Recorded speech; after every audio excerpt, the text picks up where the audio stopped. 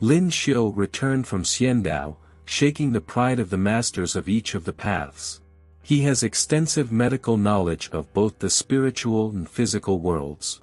You will be able to see how Lin Xiu solves the problems of everyday life and supernatural nature. A guy named Lin Xiu is lying desperately on a wooden raft. Lin thinks he's collided with a ship, and he's annoyed by it, believing it's stupid luck. At this time, a man comes from the ship and says, "Hey, damn spawn.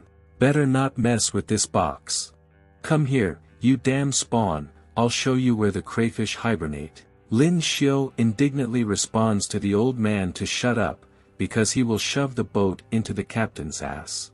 The guy recalls with thoughts, "I just slept peacefully in my boat. Who does this old man think he is?" The captain is approached by sailors who say that this is a scam, and the guy wants to take compensation.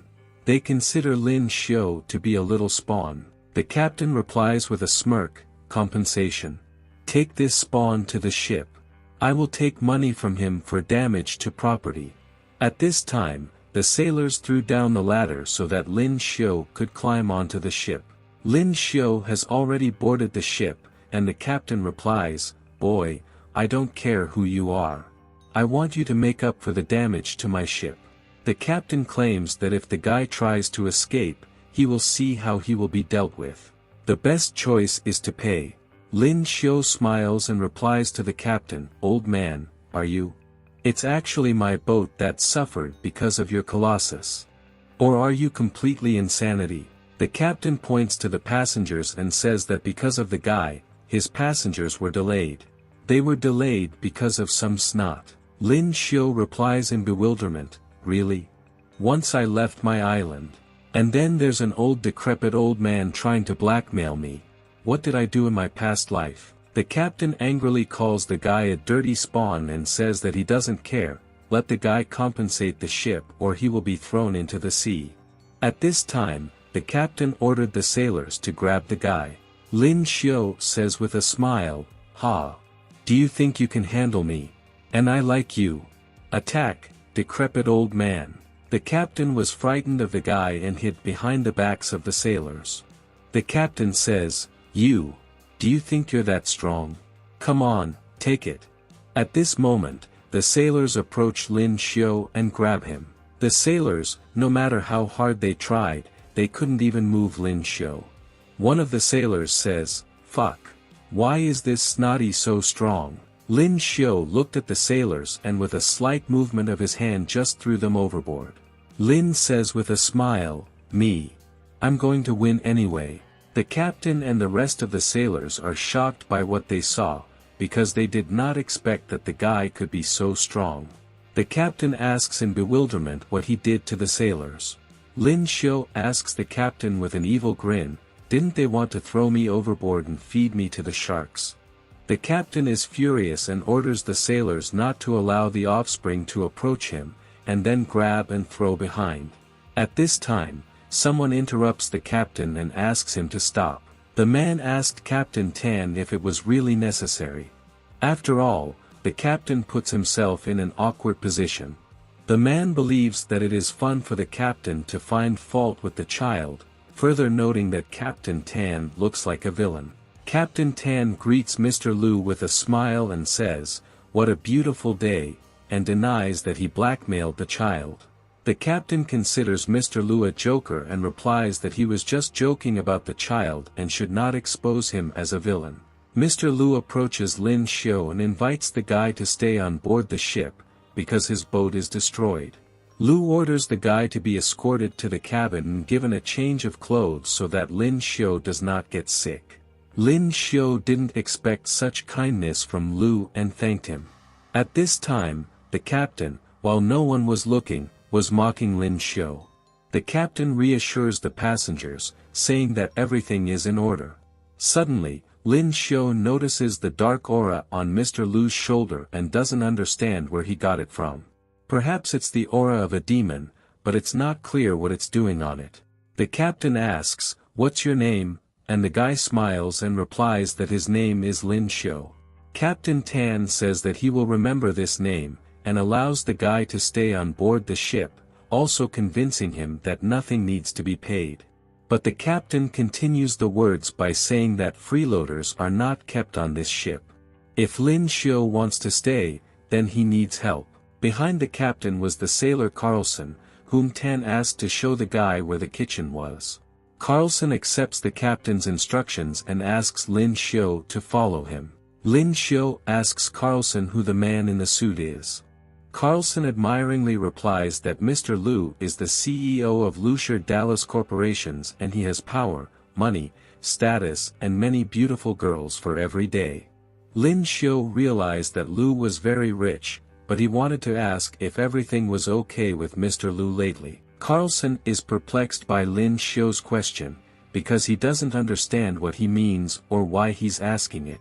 Lin Xiu understands that this is a waste of time, and it is best to see everything for yourself. Mr. Liu and the doctor are in the bedroom, where they are begged for help by a child who asks his father to help him. Mr. Liu is saddened by what he sees, because this is his son, who is covered with a dark aura. The man begs Dr. Cheng to do something and help his son.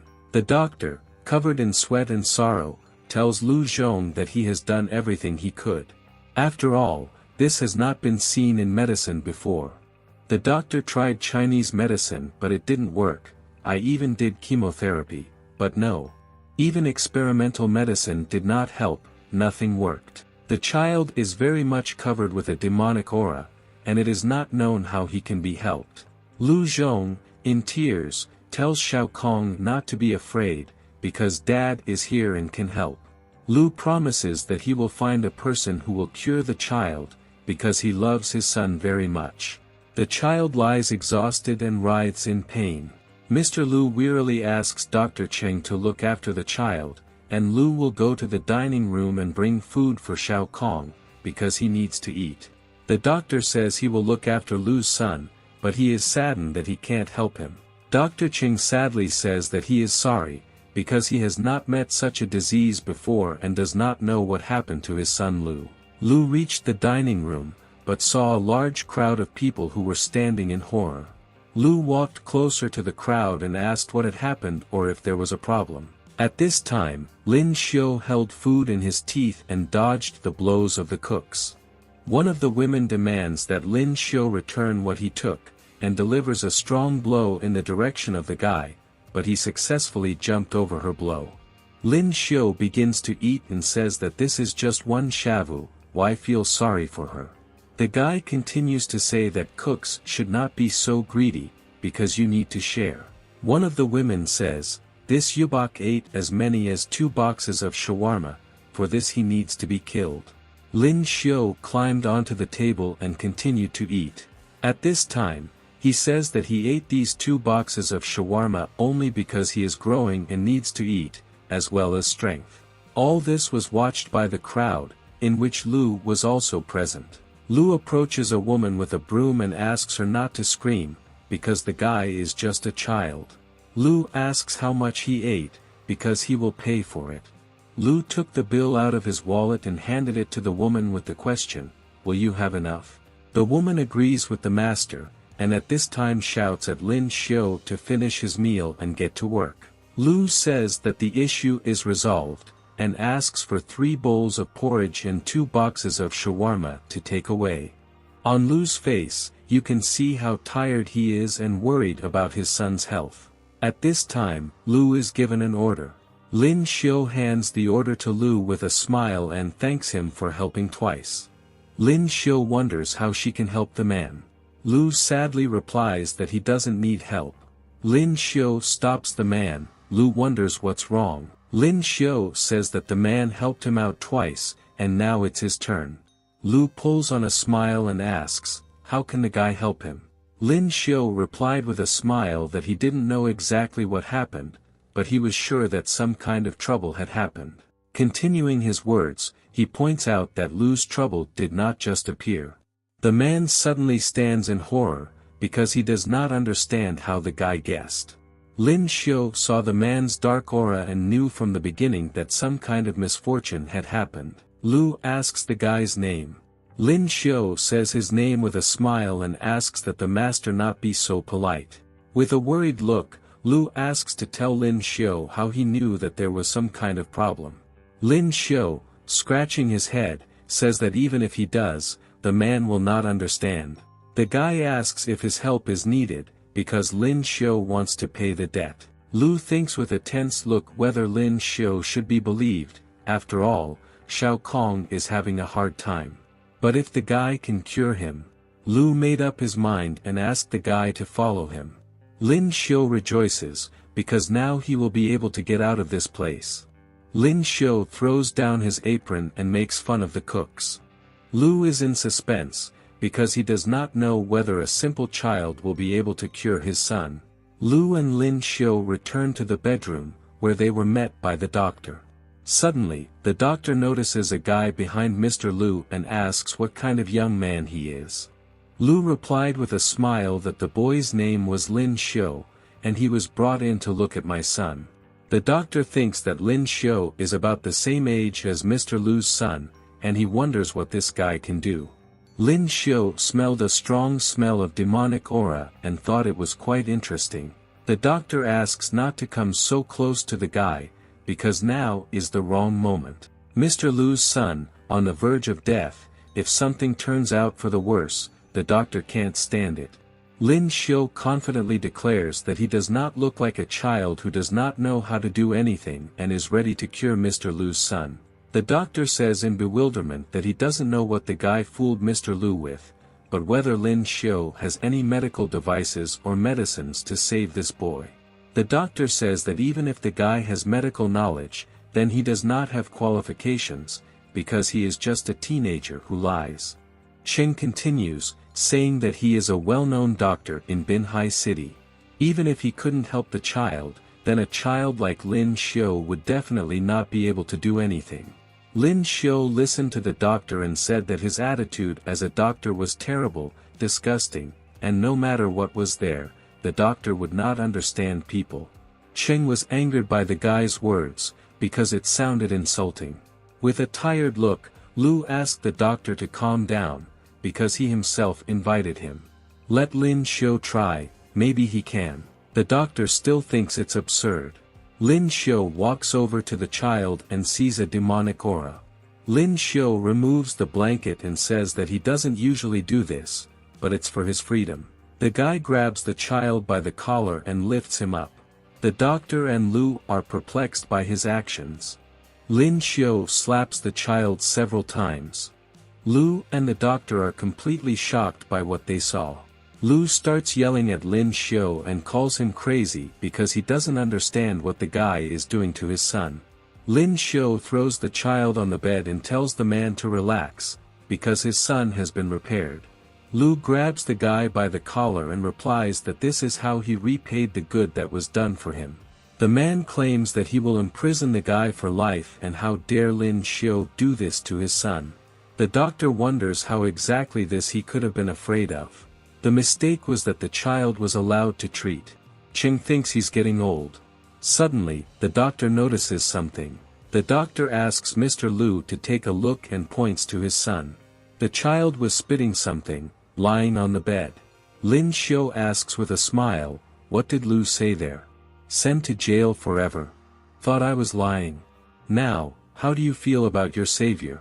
Lu begins to apologize to Lin Xiu with an awkward expression and says that he was just worried about his son. Lu hopes that the guy will not hate him. Lin Xiu sighs and says that he understands Lu because he was worried about his son. The guy turns to the doctor with the question, "Do you think I'm a liar? And is there anything else I have to say?" Dr. Cheng doesn't want to admit it, but he awkwardly apologizes to Lin Xiu and says that he is confused with the whole thing. The doctor tried everything in the medical books, but nothing worked. Cheng is at a loss as to how a simple slap in the face helped Mr. Lu's son, because it is impossible. Lin Xiu starts laughing and says, surprised. This Tao of purification of the deity. The guy claims that he will not reveal the secrets of this method. He realized that they were modern and may have understood the divine Tao of purification. Lu, who has been listening, has taken his head and does not understand how the Tao of purification could help. The doctor tells the guy that he will take this method of treatment, and if something happens to Mr. Lu, he must notify the doctor about it. Lin Xiu says that by his standards, he believes that the guy has not yet recovered. Lu approaches Lin Xiu and asks what he should do for his son to be cured. A man asks if the guy needs money or power, because he is ready to do anything to help his son. Lin Xiu says with a calm face that there are too many other people's eyes and ears. As long as the master's son is here, everything will be fine. Lin Xiu offers to talk before everyone gets to Binhai. Lu suggests that the guy go together to a more comfortable place, addressing him as a brother. Lu opens the doors in a beautiful room hung with paintings. Lin Xiu is shocked by what he saw and now understands what it means to buy with money. Lin Xiu asks Mr. Lu about the seedling shelter, because this is the place where the guy grew up. Lu replies that he knows the place and thinks it's a great place for real estate, but the place was closed and demolished a few years ago. Lin Xiu is shocked that the shelter has been demolished. Lu heard that the owner died in a car accident. Most of the children were adopted by a good family. That's all the man heard. Lin Xiu is saddened that this happened to the orphanage. In the end, the mother takes responsibility, but it's good that the children were taken away from the orphanage. Lu asks if Lin Xiu is doing well. The guy looked very upset. Lin Xiu replies that he is just very tired and would rather go back to his cabin to rest. Lu pulls on a smile and tells the guy to stay here, because in any case, there is no one here, and he needs to have a good rest. Lu says that if Lin Xiu needs something, he should not hesitate to ask, and wishes him a good rest. Lin Xiu lies down in bed and wonders how he survived for 5 years. All the guy's illnesses are cured, but Lin Xiu falls asleep due to fatigue. The next day comes, the ship still sails on. At this time, Lin Xiu woke up and was standing on the deck. He is approached by Lu, who asks what they will do together when they arrive in the capital of Binhai. Lu is going home and asks Lin Xiu if he will continue to treat his son. Lin Xiu replied with a smile that he would cure the boy, but he had to do something first, and it wouldn't take long. Lu says that as soon as the guy finishes, let him notify about it, and the man will lift the guy up. Lin Xiu scratches his head awkwardly and says that he doesn't have a mobile phone, and asks if the man was talking about it. Lu smiles awkwardly and replies that the guy is unusual, and the man will give up his cell phone. Lu gives away his new phone with a SIM card and 100,000 yuan, because the guy does not have cash, and Lu will make the card to the guy later. Lin Xiu picks up the phone with the money and thanks the man. Lin Xiu looks at the city with a smile and is glad that he has returned home. Lin Xiu stands at the cemetery with flowers and looks at one of the tombstones. The guy looks at the tombstone and says, "Mom, I'm home." Lin Xiu tells how he found the island he was told about. There he met the Grandmaster. He was able to cure the guy of the disease. Lin Xiu learned everything he could and returned. Lin Xiu placed the flowers on the tombstone and said, "Rest in peace, Mom." Behind Lin Xiu stood a young boy and a girl with flowers. The guy turned to a girl named Xiaoteng, saying that he had been waiting for several years for her heart to love him. It is back as the moon revolves around the sun. The guy invites the girl to start dating. Xiaoteng tells Cheng Rengfei not to bother her. After all, she has already said that she has already been in love with someone else for a long time. If Cheng doesn't stop, then they won't communicate anymore. Cheng with a smile asks the girl not to lie, because he believes that this person cannot be. They have known each other together for a long time, but the guy found out about this man only for the last 5 years. Cheng asks the girl to accept his feelings. Xiao and Cheng notice a disappointed Lin Xiu. Xiaoteng throws flowers and runs to hug Lin Xiu, calling him big brother. The girl asks if her brother Lin Xiu recognizes her, and says that her name is Xiaoteng. Lin Xiu greets the girl with a smile and replies that he recognized her, noting that she has grown and become more beautiful. Xiaoteng says with a smile that Lin Xiu has been missing for 5 years, and of course, she has grown up during this time. Cheng says that if Xiao Teng was referring to Lin Xiu as her lover at this moment, when she is surrounded by a decently dressed guy, then why would she need such a guy from the garbage? Cheng says that Xiao Teng disappoints him. After all, he thought that such a decent girl would not neglect such methods of deception. Lin Xiu looks at Cheng and calls him a freak who talks a lot and is annoying. Lin Xiu wondered why Xiao Teng had brought such a guy. Xiao Taiyang sadly says that Cheng is stalking her everywhere, and now he is trying to make her his girlfriend. Cheng asks with an evil smirk what Xiao Teng said, calling her a little dumpling. Cheng doesn't understand how he can annoy a girl, and how dare she say that. After all, they don't know who he is. Cheng is sure that he can order anyone to kill Xiao Teng. After such words, the girl became uncomfortable, and she turns to Lin Xiu, saying that Cheng is an unusual guy, and maybe this is not so important. Lin Xiu strokes Xiao Teng's head and says that everything is fine. Lin Xiu approached Cheng, who thought that the guy wanted to apologize, because he was afraid that he might be killed. Cheng goes on to say that Lin Xiu and Xiao Teng better be pretty, because... Lin Xiu interrupts Cheng's words and slaps him in the face. Then he grabs his fingers and presses on them. Cheng writhes in pain and says that he is in a lot of pain, so much so that he may die. Lin Xiu says to Cheng, "What? You bark like a dead dog.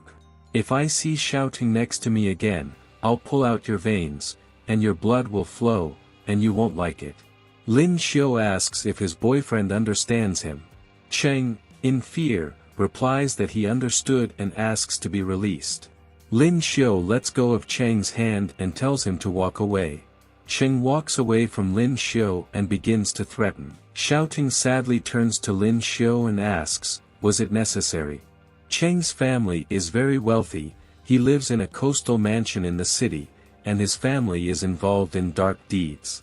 The girl asks Lin Xiu to be careful, because if Cheng comes for him, then the guy will have to leave this city. Lin Xiu says with a smile that the girl should not worry, because no one can force the guy to leave this city. Xiao Teng asks where Lin Xiu has been all these 5 years, and during this time she was very worried about him. Lin Xiu asks if Xiao Teng remembers how, when they were little, Lin Xiu's mother used to talk about a magical island. Xiao Teng recalls the story of the island, namely the legend of the god who lived on the island of deities. Lin Xiu says that this is the same island of deities in which he lived all these 5 years. There, the guy found the one who taught him and cured his illness, and now Lin Xiu is back here. Xiao Teng calls Lin Xiu a brother and says that he is no longer a small child, because 5 years have passed. Xiao Teng continues that she is also no longer a child, and Lin Xiu can't tell her such lies. Xiao Teng claims that if Lin Xiu tells everything normally, then everything will be fine. Lin Xiu says that he has indeed met a god or can be called a deity who cured his root disease. Lin Xiu asks the girl if he looks better than before and if she believes him. Xiao Teng said with a smile that no matter who the doctor who cured Lin Xiu was, she was very grateful to him for it. Xiao Teng asks where God is, and if she can see him. Lin Xiu replies that he is dead. Xiao Teng is disappointed that good people die so quickly, and asks, "Is he really dead?" Lin Xiu says with a smirk, the doctor or God wasn't there, because he made it all up, and how would Xiao Teng be able to meet him? Xiao Teng kneels down and begins to pray, saying, "Dear mother, Brother Lin is back. He's not sick anymore. He's stronger now than when we were little. Even this Cheng Rengfei, the evil one, couldn't do anything. Isn't that wonderful, Mom? Rest in peace." Lin Xiu asks where Xiao Taiyang has gone after the orphanage closes. Xiao Teng recalls that at that time, kind people took her in, and she was taken in by an elderly couple, grandparents. Xiao Teng now lives with them. Lin Xiu says with a smile that he is pleased to hear this. Xiao Teng says that he can take Lin Xiu to her grandparents, because they are really good people. If she told them about Lin Xiu, they would love him. The guy agrees to go with a smile and says that it all depends on Xiao Teng. Lin Xiu and Xiaoting enter the place where the grandmother and the girl live. Lin Xiu wondered if he understood correctly that Xiaoting lived here. Xiaoting replies that yes, and asks me to go after her. The guys go up to the apartment of their grandparents. Suddenly, someone shouts at Xiao Taiyang and asks where she has been. The man behind the door says that Qing loves Xiaoting, but she doesn't accept him. Moreover, she found herself some bully who broke his arm. Vice President Qing summoned a man to a meeting today, and he had to answer for it. The man did not think that it would bring him so many problems. Someone says they're just kids and can't control things like love, and asks why a man complains about it. Lin Xiu and Xiaoting were standing outside the door at this time, and everyone heard. Xiaoting became embarrassed, and she said that it must be Uncle Sun Bing, Grandpa's son. Uncle works for Qing Renfei's father, and he always tries to push Qing Renfei's love for her. The girl thinks it's terrible and offers to meet her grandfather later. At this time, Uncle Sun Bing shouts very loudly that Xiaoting is dead to him and he wants her to leave here and not live here. Lin Xiu opens the door and asks Xiaoting to stand behind her, saying that he will just come in to take a look. Lin Xiu walks into the room and sees Uncle Sun Bing, grandfather and grandmother in front of him. Behind Lin Xiu, Xiaoting stands in fear. Uncle Sun Bing starts yelling at Xiaoting, saying how dare she go back to this house. The uncle notices that the girl brought the bully with her. Uncle calls Xiaoting a shameless girl. Lin Xiu stares at his uncle. Uncle Sun Bing notices the guy's gaze with aggression and asks, "Why do you look like that?" and asks if Lin Xiu wants to be beaten. Grandpa asks to stop and lag behind this boy, because he embarrasses him. Grandpa asks why Sun Bing behaves like this. Uncle Sun Bing calls Grandpa a stupid old man and says that he does not understand him, because Sun Bing can be fired because of this incident. Grandpa replies that if a person wants to fire you, he will look at your abilities. No company can fire without a sharp reason, according to the law. Grandpa told Sun Bing not to join them. They conduct business illegally. Grandpa thinks that this time Sun Bing will understand that it is better to make money legally, but Sun Bing never listened to Grandpa, but only looked for easy ways. Sun Bing aggressively sends Grandpa and says that he doesn't care if no one takes care of him, because Grandpa is retiring anyway. Sun Bing closes the door loudly behind him and leaves. All this was watched by Lin Xiu and Xiaoting, who were surprised by what they saw. Grandpa is angry with Sun Bing, while Grandma takes care of Grandpa, saying that he is having a heart attack. Xiaoting is worried and asks if Grandpa is okay. Grandpa asks not to be afraid, grandmother, because it only trembles his old heart. He already has it. Grandma asks Xiaoting who is standing next to her, thinking that this is her boyfriend. Xiaoting blushed at what she heard and told Lin Xiu not to listen to her grandmother. Xiaoting says that Lin Xiu is her friend from the orphanage, and they have known each other for 10 years. Grandma smiles and says that Xiaoting and Lin Xiu have been lovers since childhood. Grandma liked Lin Xiu, because he reminds her of his times with her grandfather. Lin Xiu believes that Xiaoting grew up in a good family, her grandmother is kind, and her grandfather takes care of her. Lin Xiu says with a smile that he is pleased to meet his grandparents.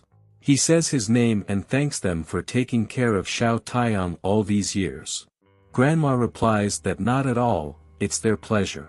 Grandma happily asks if Lin Xiu is hungry and offers to cook him something to eat. Lin Xiu was delighted that he was offered something to eat, and agreed to have his grandmother cook for him. At this time, in the entrance, Sun Bing was talking on the phone with Mr. Cheng and asked what to do with Lin Xiu, because he was with him now. Sun Bing, smoking a cigarette, asks if he should take some thugs and beat the guy by breaking his bones. Chen Bo, Qing Renfei's father, asks if he has a boyfriend. Qing Bo says that he cannot deal with the child, as now the representative and the main shareholder are throwing a party in honor of his son's recovery from a serious illness, and asks Sun Bing not to do anything yet. According to Chen Bo's sources, This was done by a certain miracle doctor who was not seen by the whole world of medicine, believing that there were actually too many exaggerations.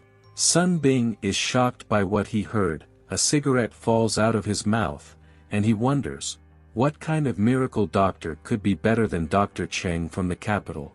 Chen Bo replies that this is all nonsense. After all, Dr. Cheng has been looking for a cure for this child for a long time. Chen Bo says he bets it's just some kind of publicity stunt.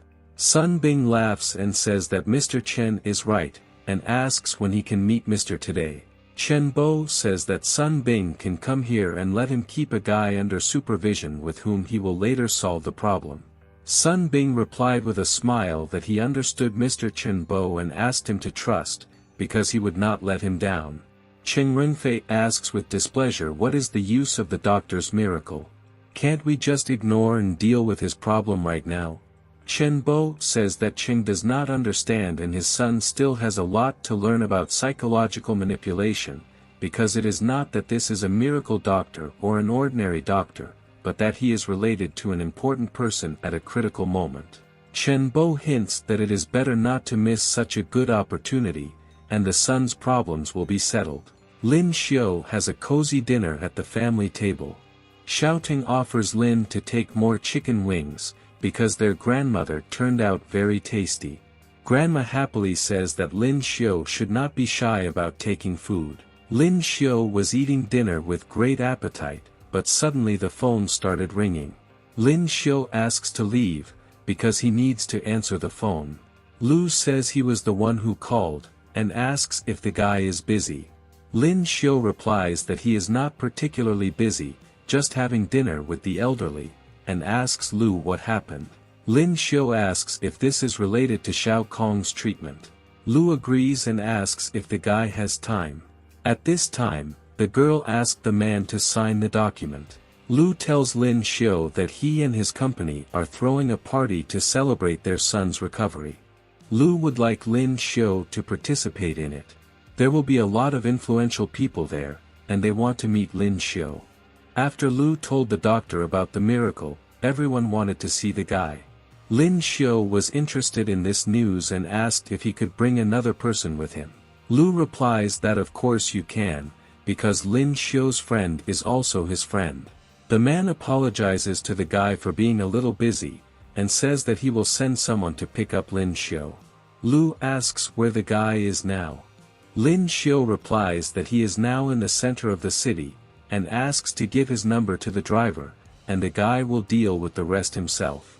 Lin Xiu walks back into the kitchen and apologizes to his grandparents. The guy asks for permission to take Xiao Tung to one event that is nearby. Grandpa gives permission to the guy, calling him granddaughter. Lin Xiu takes out the money and gives it to his grandparents. Grandpa is at a loss as to why the guy did it. Lin Xiu takes Xiao Ting's hand and asks him to accept the money for stealing their granddaughter, as well as for a wonderful dinner. The grandfather believes that he is cursed, because the child stole his granddaughter. Xiao Ting wonders where Lin Xiu got so much money. Lin Xiu calls Xiao Taiyang a little girl and asks why she asks so many questions that the guy can't answer. Xiao Tang is angry and says that she is not small, because she is already 17 years old. At this time, a car quickly arrives, and Lin Xiu says that he will take Xiao Taiyang to have fun. Xiao Tang is shocked that the limousine arrived, because she did not expect this. The driver gets out of the limousine and asks Lin Xiu for his name. The guy says it's him, and asks what the driver's name is.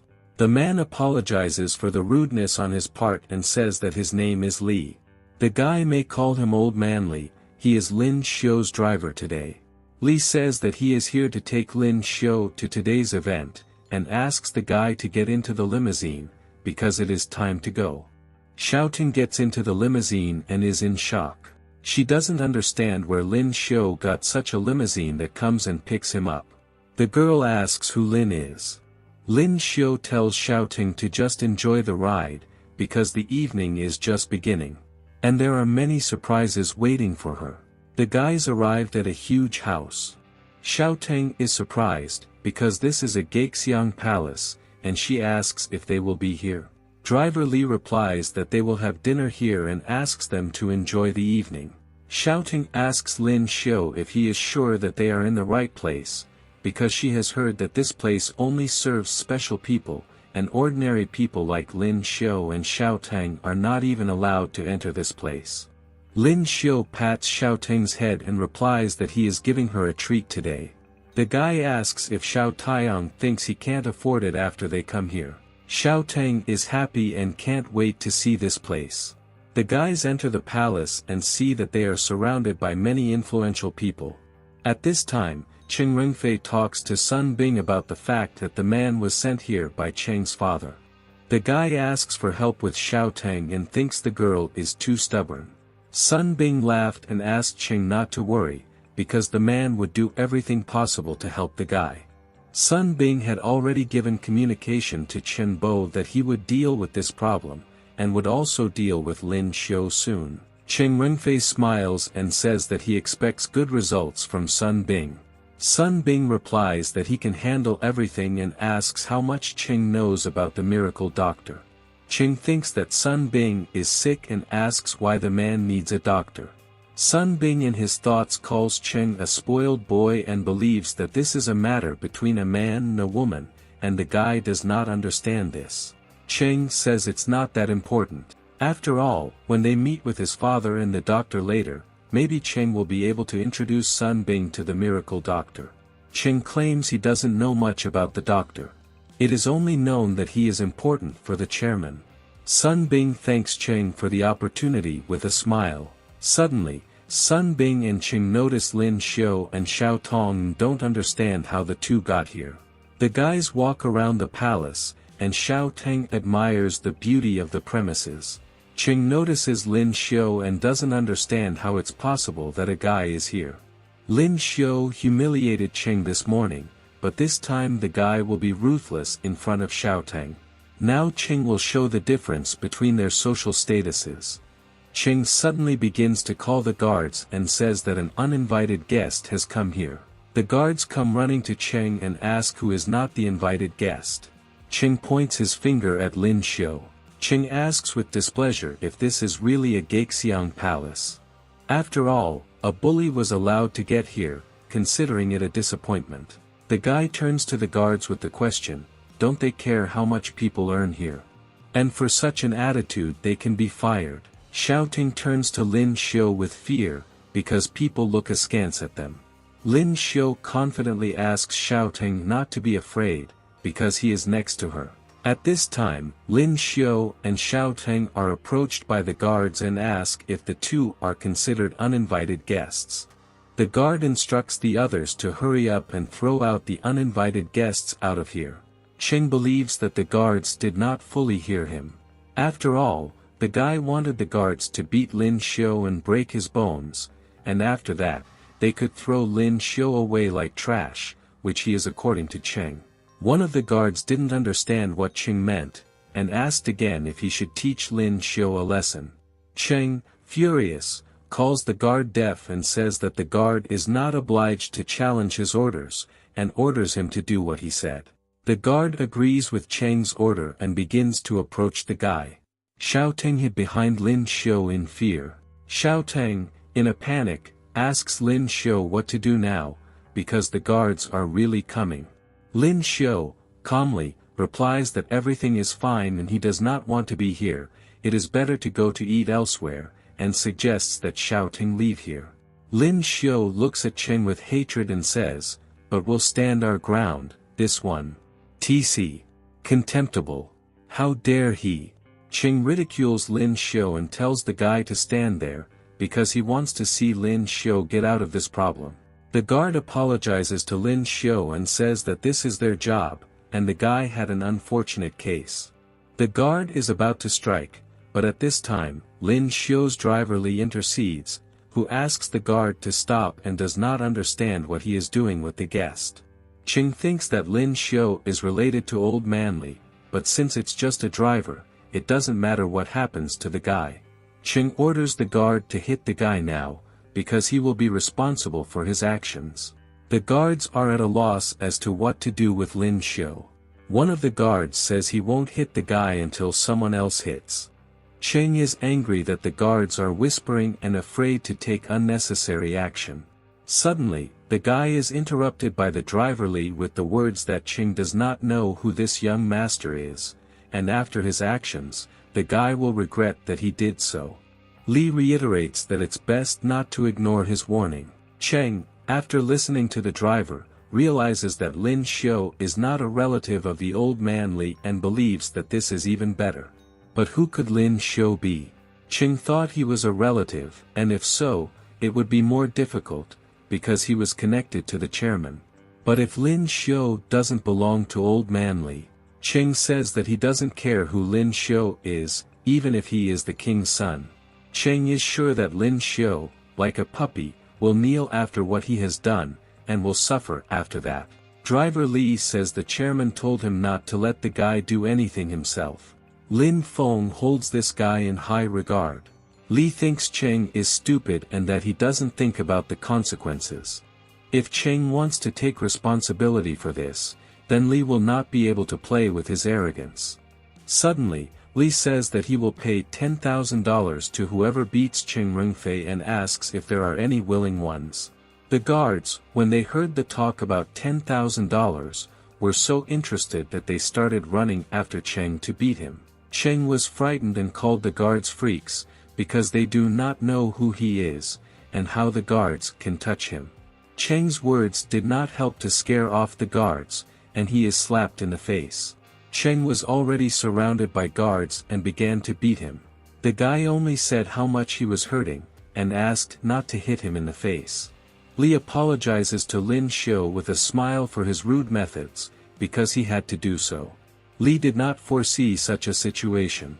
Lin Xiu replies to Li's driver that there is no problem with that. Next, Lin Xiu asks Xiaoteng to wait here and not go anywhere. The guy needs to deal with a couple of annoying flies, and then the guys can eat. Sun Bing walks behind Li and asks if he realizes what he has done, since Li had just beaten Chen Bo's son. Sun Bing is sure that such actions will not end well for Li and even a representative will not be able to save him. Sun Bing screams that Stark Li now has no way of avoiding problems. Li replies that this is his showdown, and Sun Bing should not interfere in this, because he does not know the whole truth. Li advises Sun Bing not to meddle in this. People who were guests in the palace intervened in the conversation. One of the guys told Sun Bing to ignore the driver and not worry like that. One of the girls was surprised that even the driver dared to offend the elite of society and considers him brave.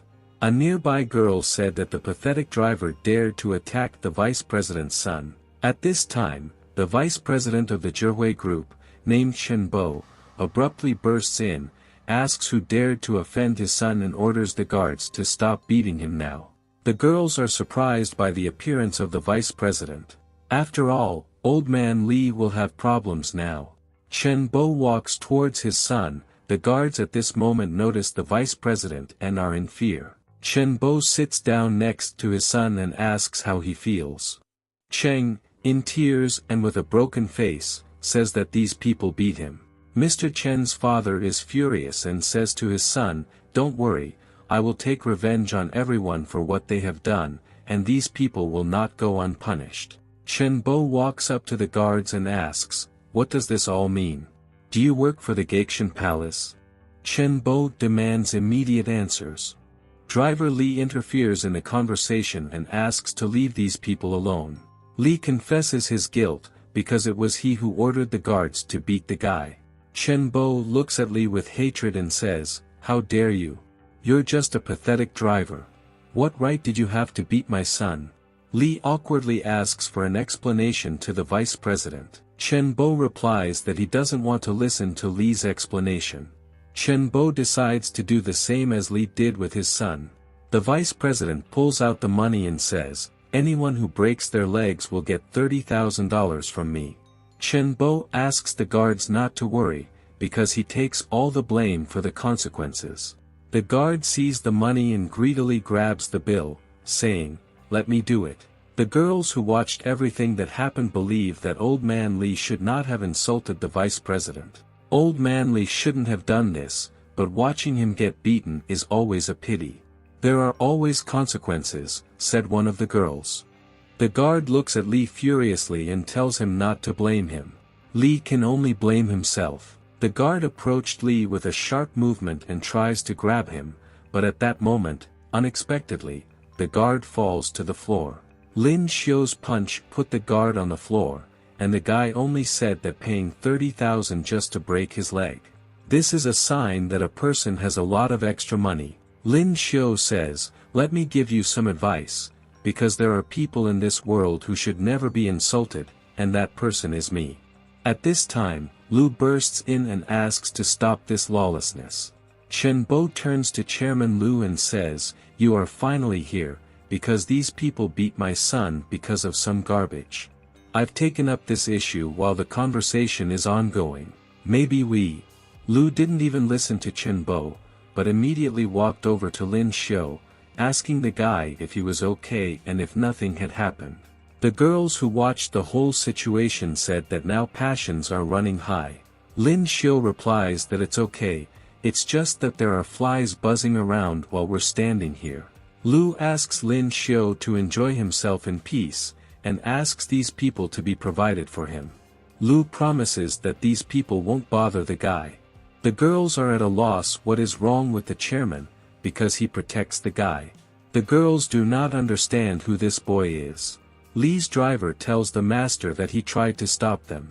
Lu replies that he knows and asks the driver not to worry. Lu orders Chen Bo to have his son apologize to Mr. Lin right away. Cheng, in tears, points to his face and says, "Is this serious, Mr. Lu, what you are talking about?" Lu replies that he's not a fool and knows that it's all Cheng's fault, and asks the guy to apologize right away, because Cheng doesn't even know who this guy is. Cheng thinks it is a relative of Mr. Lu. Chen Bo says to his son, "Apologize." Cheng is at a loss and doesn't know why to do it. Chen Bo ordered his son to apologize without any buts. Cheng tilts his head and apologizes to Lin Xiu and Xiao Teng. The girl is happy, because Lin made this arrogant Cheng Renfei apologize. Xiao Teng doesn't know what the guy did for this. Lu asks if Lin Xiu is doing well. The guy calmly replies that since we are done with an apology, now we can take some food from Xiao Taiyang to eat. Xiao Teng takes Lin Xiu's hand and everyone present follows them. Cheng wonders with hatred how he will repay Lin Xiu for such humiliation doubly. Lin Xiu and Xiao Teng come to the table. The girl was pleasantly surprised when she saw how many different sweets on the table. The guys are eating, and at this time, Lu apologizes to Lin Xiu for this incident. Lin Xiu asks Lu not to worry about it. After all, the gentleman will not be able to solve this problem, even if he knew in advance. It is better to go to the son of the master. Lu asks Lin Xiu to follow him with a smile. Lu invites Lin Xiu to the room where the master's son is. Lin Xiu asks Xiao Ting to stay here for a while, because the guy must fulfill his promise. Xiao Ting replies that he will stay here. Mr. Lu's son already looked healthier, and he no longer had a dark aura on him. The boy greets Lin Xiu. The guy approaches the boy and asks about his well-being. The boy replies that thanks to Lin Xiu, everything is fine and thanks him. Lu asks Lin Xiu what really happened to his son, maybe the guy knows what is happening to him. Lin Xiu replies that Lu may believe it or not, but it was not a disease, but a curse. Lin Xiu asks Mr. Lu if he may have offended someone lately. Lu was shocked by what he heard and did not understand what kind of curse it was. Lin Xiu says that Xiao Kong was cursed by someone. The guy asks if Lu wants to know the source of the problem. If Lu wants, then first of all, find the person who put the curse. Lu is shocked and doesn't understand how this could happen. Lin Xiu drinks the water and listens attentively to the master. Lu replies that apparently it was true, and he can't escape karma. Mr. Lu says that he has indeed had some conflict over the past couple of months. Lin Xiu was curious about Mr. Lu's words, and he asked what the problem was. Lu begins by saying that in recent months he has had graders with another company, the Fujian Group, to be exact. Lu's company, Zhihui Group, was in a trade war with Fujian Group. Lu's company has a huge financial pool, so it can't even be called a war. However, the people of the Fujian Group apparently targeted Mr. Lu for some reason. People from the Fujian Group began to intimidate Mr. Lu into stopping bidding for the block. Otherwise, he will regret it. Lu thought that these were just pathetic attempts at intimidation on the part of the opponent, but they looked a little desperate. Although Lu didn't pay attention to it back then, and thought it was just business as usual. Lu sadly says that the head of the Fujian Group is just a puppet.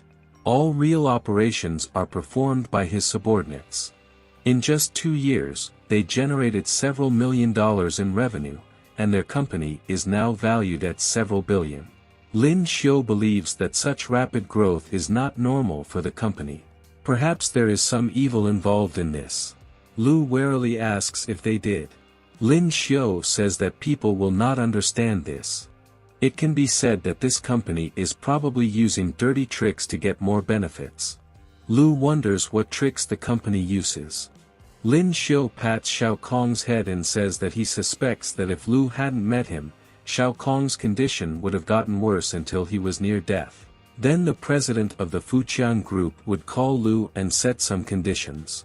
He would most likely demand that Lu give up the land that the master received in exchange for Xiao Kong's life or something like that, because human nature is immutable. Lu says really, because it's just a piece of land. Why is the company endangering the life of its son? Lu believes that human nature is truly terrible. Mr. Lu asks if Lin Xiu can help him. The guy asks Lu not to worry about the curse, because he stopped its spread. This should relieve the symptoms. Lu asks what he should do now. Lin Xiu replies with a smirk that there is no need to do anything, we will just act as if nothing happened. The guy continues that then we will go to war. These guys will try to attack Xiao Kong again. When that happens, they will fall into a trap. Lin Xiu wants to see how they handle it. In the city villa of Binhai, a woman was lying on her knees in front of a man. The man grabs the girl's hand and tells her to get up. The man begins to paw the girl by the waist, but suddenly someone knocks on the door. The man asks who's there. Outside the door, a mysterious man with gray hair tells Jiang Zhong that it's him. Jiang Zhong asks the man to come in. The girl at this time leaves the man. Jiang Zhong asks the old ghost of the 9th hegemony of the evil wizard to settle down. The old ghost says that we have a problem, because this Lu has found someone who was able to heal his son. Jiang Zhong was furious, because the old ghost said that this plan was reliable. The old ghost calmly replies that this is only an unfortunate piece of land and asks to forget about it. Jiang Zhong doesn't understand what the old man is talking about, because he knows that a man can't do it. Jiang Zhong is unhappy that the old ghost offered such help. The man asks what the old man will do now. The old ghost asks Jiang Zhong what this all means. Jiang Zhong replies, that means I need this piece of land. What are you going to do about it? Jiang Zhong says, put some kind of curse or whatever you have, I don't fuck. Help me get this land, and I'll give you the help you needed from my uncle. Jiang Zhong asks if they can negotiate such an offer with the old ghost. The old ghost assures Jiang Zhong that if he gives back, the old man will kill the man, and asks him to remember his words. Jiang Zhong believes that dogs like the old man can only serve him and kill innocent children. Jiang Zhong doubts the old man's words and will see who kills whom faster. At this time, Lu asks Lin Xiu if he is sure that these people will come to kill the master's son. After all, they have been waiting here for several hours. Lin Xiu replies that this person is already here. Lu is at a loss and asks, where exactly is it? Suddenly, there was a dark aura outside the door, which penetrated directly into the room and was heading towards Mr. Lu's son. Lin Xiu notices this aura, which looked like a skull. The guy clenches his fist and strikes the demonic skull with the words, Shol Na. Lin Xiu destroys the demon skull, while the old ghost spits blood. The old ghost stands outside the door and realizes how strong this cultivator is. After all, this guy has already reached the realm of purification, or perhaps even stronger. The old ghost has blood in his mouth and becomes scared. Lin Xiu opens the door, but the old man begins to run away. Lin Xiu notices the old man and says that he is like a little rabbit. The guy wonders where the old man is running away, because he knows that he will not be able to run far. Lin Xiu prepares to start chasing the old ghost. Lin Xiu begins to chase the old ghost at great speed. The old man in fear does not understand whether this is a child, because he must be the heir of a hidden sect because of such a force. The old ghost does not understand why he interferes in the showdown of mortals. Isn't the guy above it all? Lin Xiu has already caught up with the old man and tells him to stop. The old ghost stops with fear and turns to the guy with an offer to serve him. Lin Xiu looks at the old man in bewilderment and notices that he doesn't look threatening. Lin Xiu puts his hand on the old man and whispers to him, "Ah, I heard that you love curses. You see, I found a curse there and I thought, wow, this guy loves curses. So I broke his curse so I could curse his curse and create a whole new curse that I could try on my new curse. Hey." Lin Xiu asks the old man if he wants to test this curse. The old ghost apologizes to Lin Xiu in fear and says that he didn't want to do it. He was only forced by these people to do it. The old man says that if he knew that he could offend a strong and powerful person like Lin Xiu, he would never dare. The old man begs Lin Xiu to have mercy on him. Lin Xiu asks the old man if he is being too dramatic, if he is sure that Jiang Zhong's company could have forced him to do such a thing. The old ghost with a trembling voice says that he is telling the pure truth. Lin Xiu asks if the old man is joking, because people from our world don't even deal with mortals.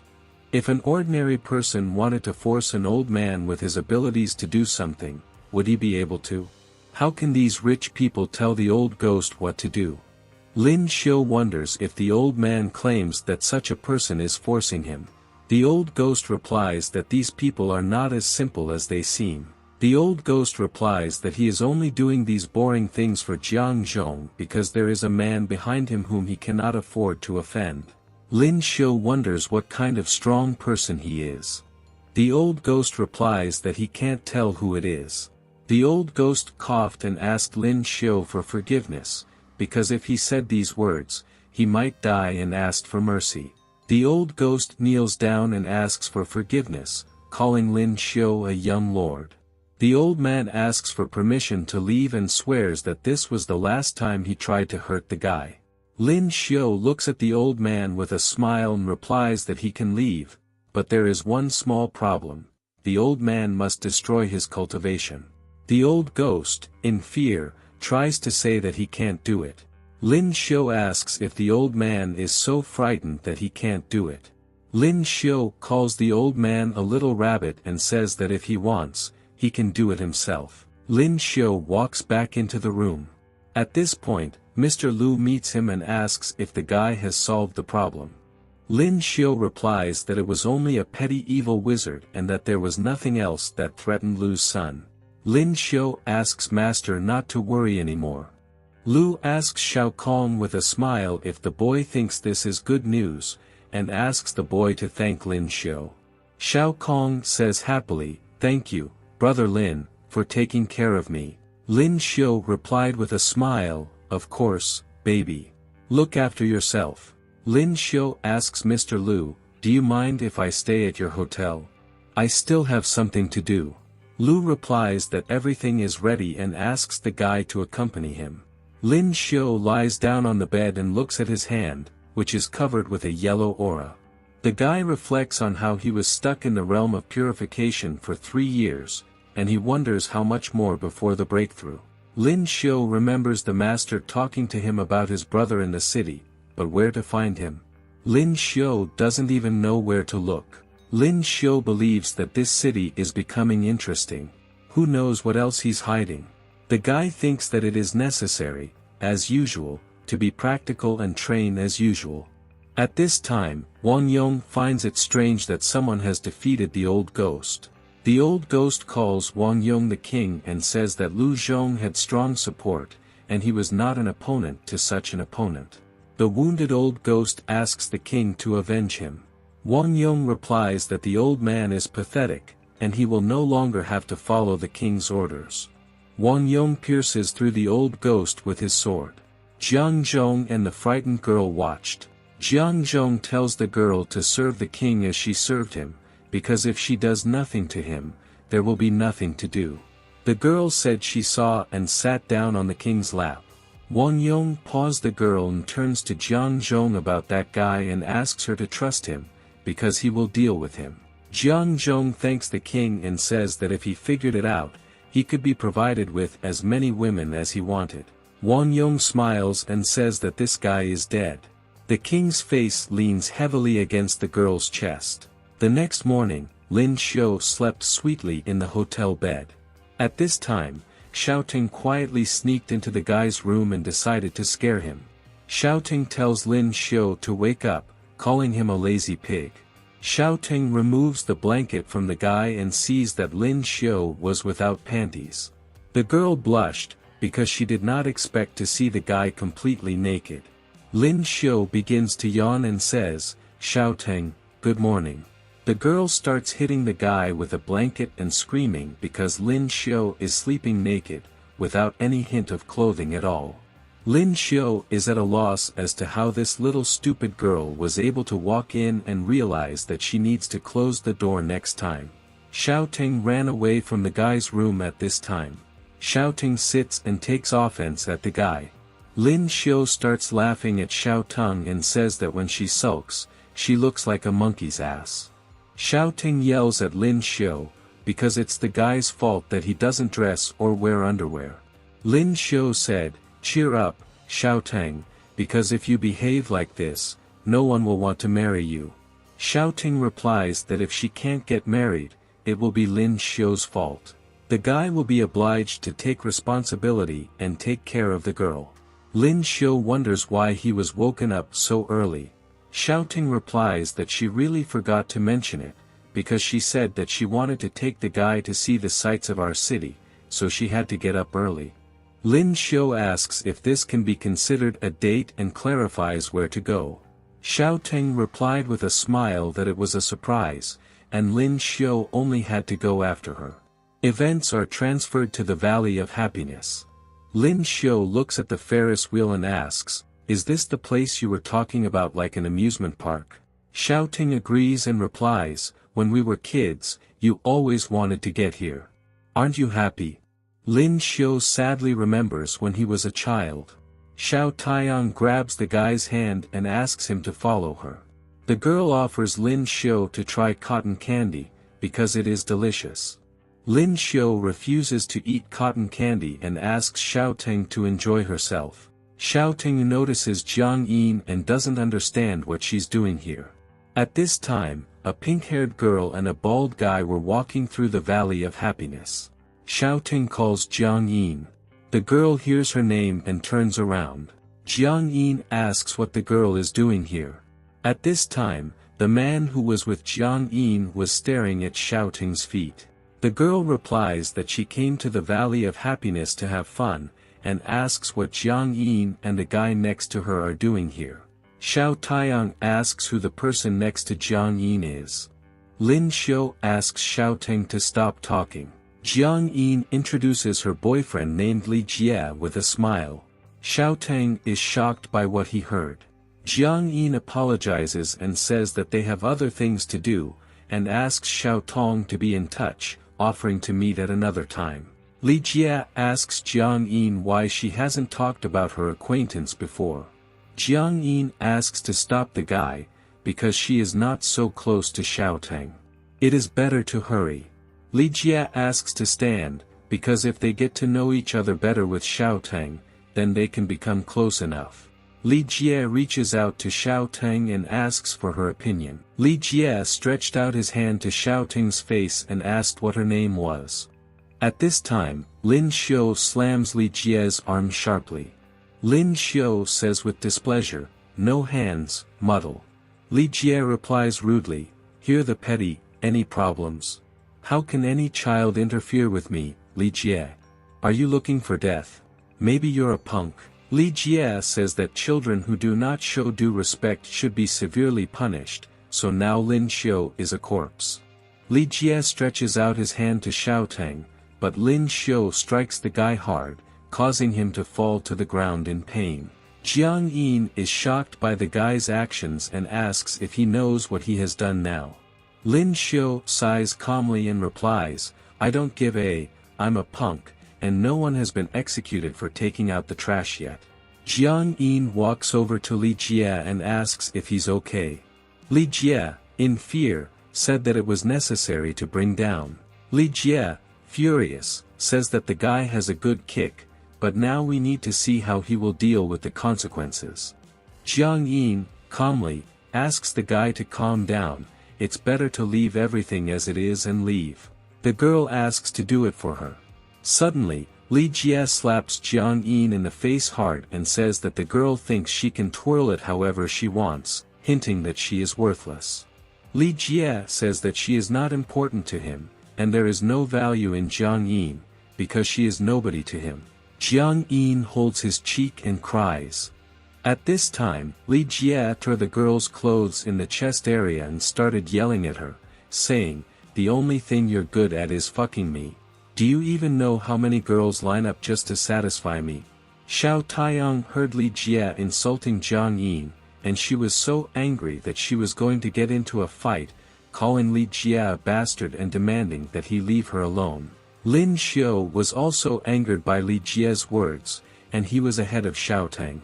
Lin Xiu strikes Li Jie so hard that the guy flew up. Lin Xiu says, do you like to distribute bream? I love it too. How do you like my Tao in distributing breams? Li Jie was lying on the ground covered in blood on the ground without one tooth at this time. At this time, Boss Li Jie's gang ran to his aid and asked if he was okay. The guy walked up to Li Jie and asked what happened to his face, because it was so swollen that the boss looked terrible. At this time, Lin Xiu asks Xiaoteng to accompany her classmate home and that she be careful along the way so that she does not get hurt. Xiao Taiyang asks Lin Xiu to be careful as well. Lin Xiu approaches the boss gang at this time. Li Jie says, shallow bullshit. You're a dead bitch. Li Jie continues to say aggressively, said you like to give out bream? Try fucking again. Come on, red-haired fuck. Lin Xiu just smiled and started beating the guys one by one. Lin Xiu is suitable for a man from the boss gang. The boy answers Lin Xiu in fear, slap child. Do you even realize what you're doing? Do you know who it is? You're a corpse. Lin Xiu has dealt with a large group of gangs without any problems and goes to the rest of the guys, saying, well, who's next? Lin Xiu strikes and says, none of you will leave this place today. Come here, rabbits. Heh. Heh. Heh.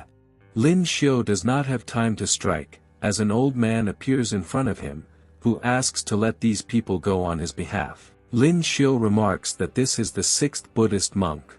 The old man replies that he is just an itinerant monk from Yijin. Lin Xiu replied with a smile that he didn't know the oldest monk and he didn't dare to ask him for this favor. The monk says, Amitabha, please have mercy on these poor souls. They got such a wound. Please let them go, have mercy on them. Lin Xiu refuses, because these people have committed a sin, while committing various atrocities under the leadership of their boss. Today, the guy will teach them a lesson so that they don't do such nonsense anymore. Lin Xiu asks the monk to leave. The monk asks if this means that the guy won't let them leave. Lin Xiu replied with a wary look that with all due respect, the monk should mind his own business, and the guy didn't give a shit about his 6th-rank cultivation. And if the monk tries to interfere, then Lin Xiu will deal with him. The monk replies that in this case, he will teach the guy a lesson in humility, calling Lin Xiu a poor thing. The monk delivers a hard blow to the guy's head, but Lin Xiu grabs the monk's fist effortlessly. The monk is at a loss and does not understand where such strength comes from the guy. Lin Xiu replies that human nature never changes. The guy said that he didn't give a shit about the 6th rank level of power, for him it was a dummy. Lin Xiu pushes the monk and says, "Eat now." Lin Xiu asks Xiaoting why she is still here, as he told her to leave. Xiaoting replies that she would be worried about the guy. It remains to decide where to take Jiang Yin. The monk watches as Lin Xiu leaves with his friends. At this time, Wang Yong approaches the monk and asks if the guy is on the 6th level. The monk replies that this young man defeated him so easily. The monk believes that the guy is not someone who can be insulted by the king. Wang Yong replies with a smile that even if this boy is at level 5, he will not be a hindrance, and thanks the monk for his contribution. The monk replies that he hopes for the king's success. Xiaoting happily asks Lin Xiu, "Was it kung fu?" The girl considers the guy very strong and the fact that those guys are not even equal to him. Lin Xiu replied with a smile that protecting Xiaoting was not a problem for him. Jiang Yin sits down and starts crying. Xiao Yong wonders what happened to the girl, because she thinks that Jiang Yin is upset about defeating her boyfriend. Jiang Yin, in tears, says that she doesn't care about his life. She is worried about her parents if something happens to them. Xiao Taiyang asks what happened to Jiang Yin's parents. Jiang Yin, in a panic, says it's probably too late, and her parents are in the final stages of cancer. If parents don't continue with chemotherapy, they won't live longer than a few days. Jiang Yin needed money for their treatment to save them. Lin Xiu realizes that the girl was with Li Jie because she needed money to save her parents. The guy feels sorry for the girl. Xiao Taiyang asks Jiang Yin not to be sad, because she has some money, and she is ready to give it away. The girl asks to accept money, and if this is not enough, then you will need to look for a solution. The main thing is not to give up.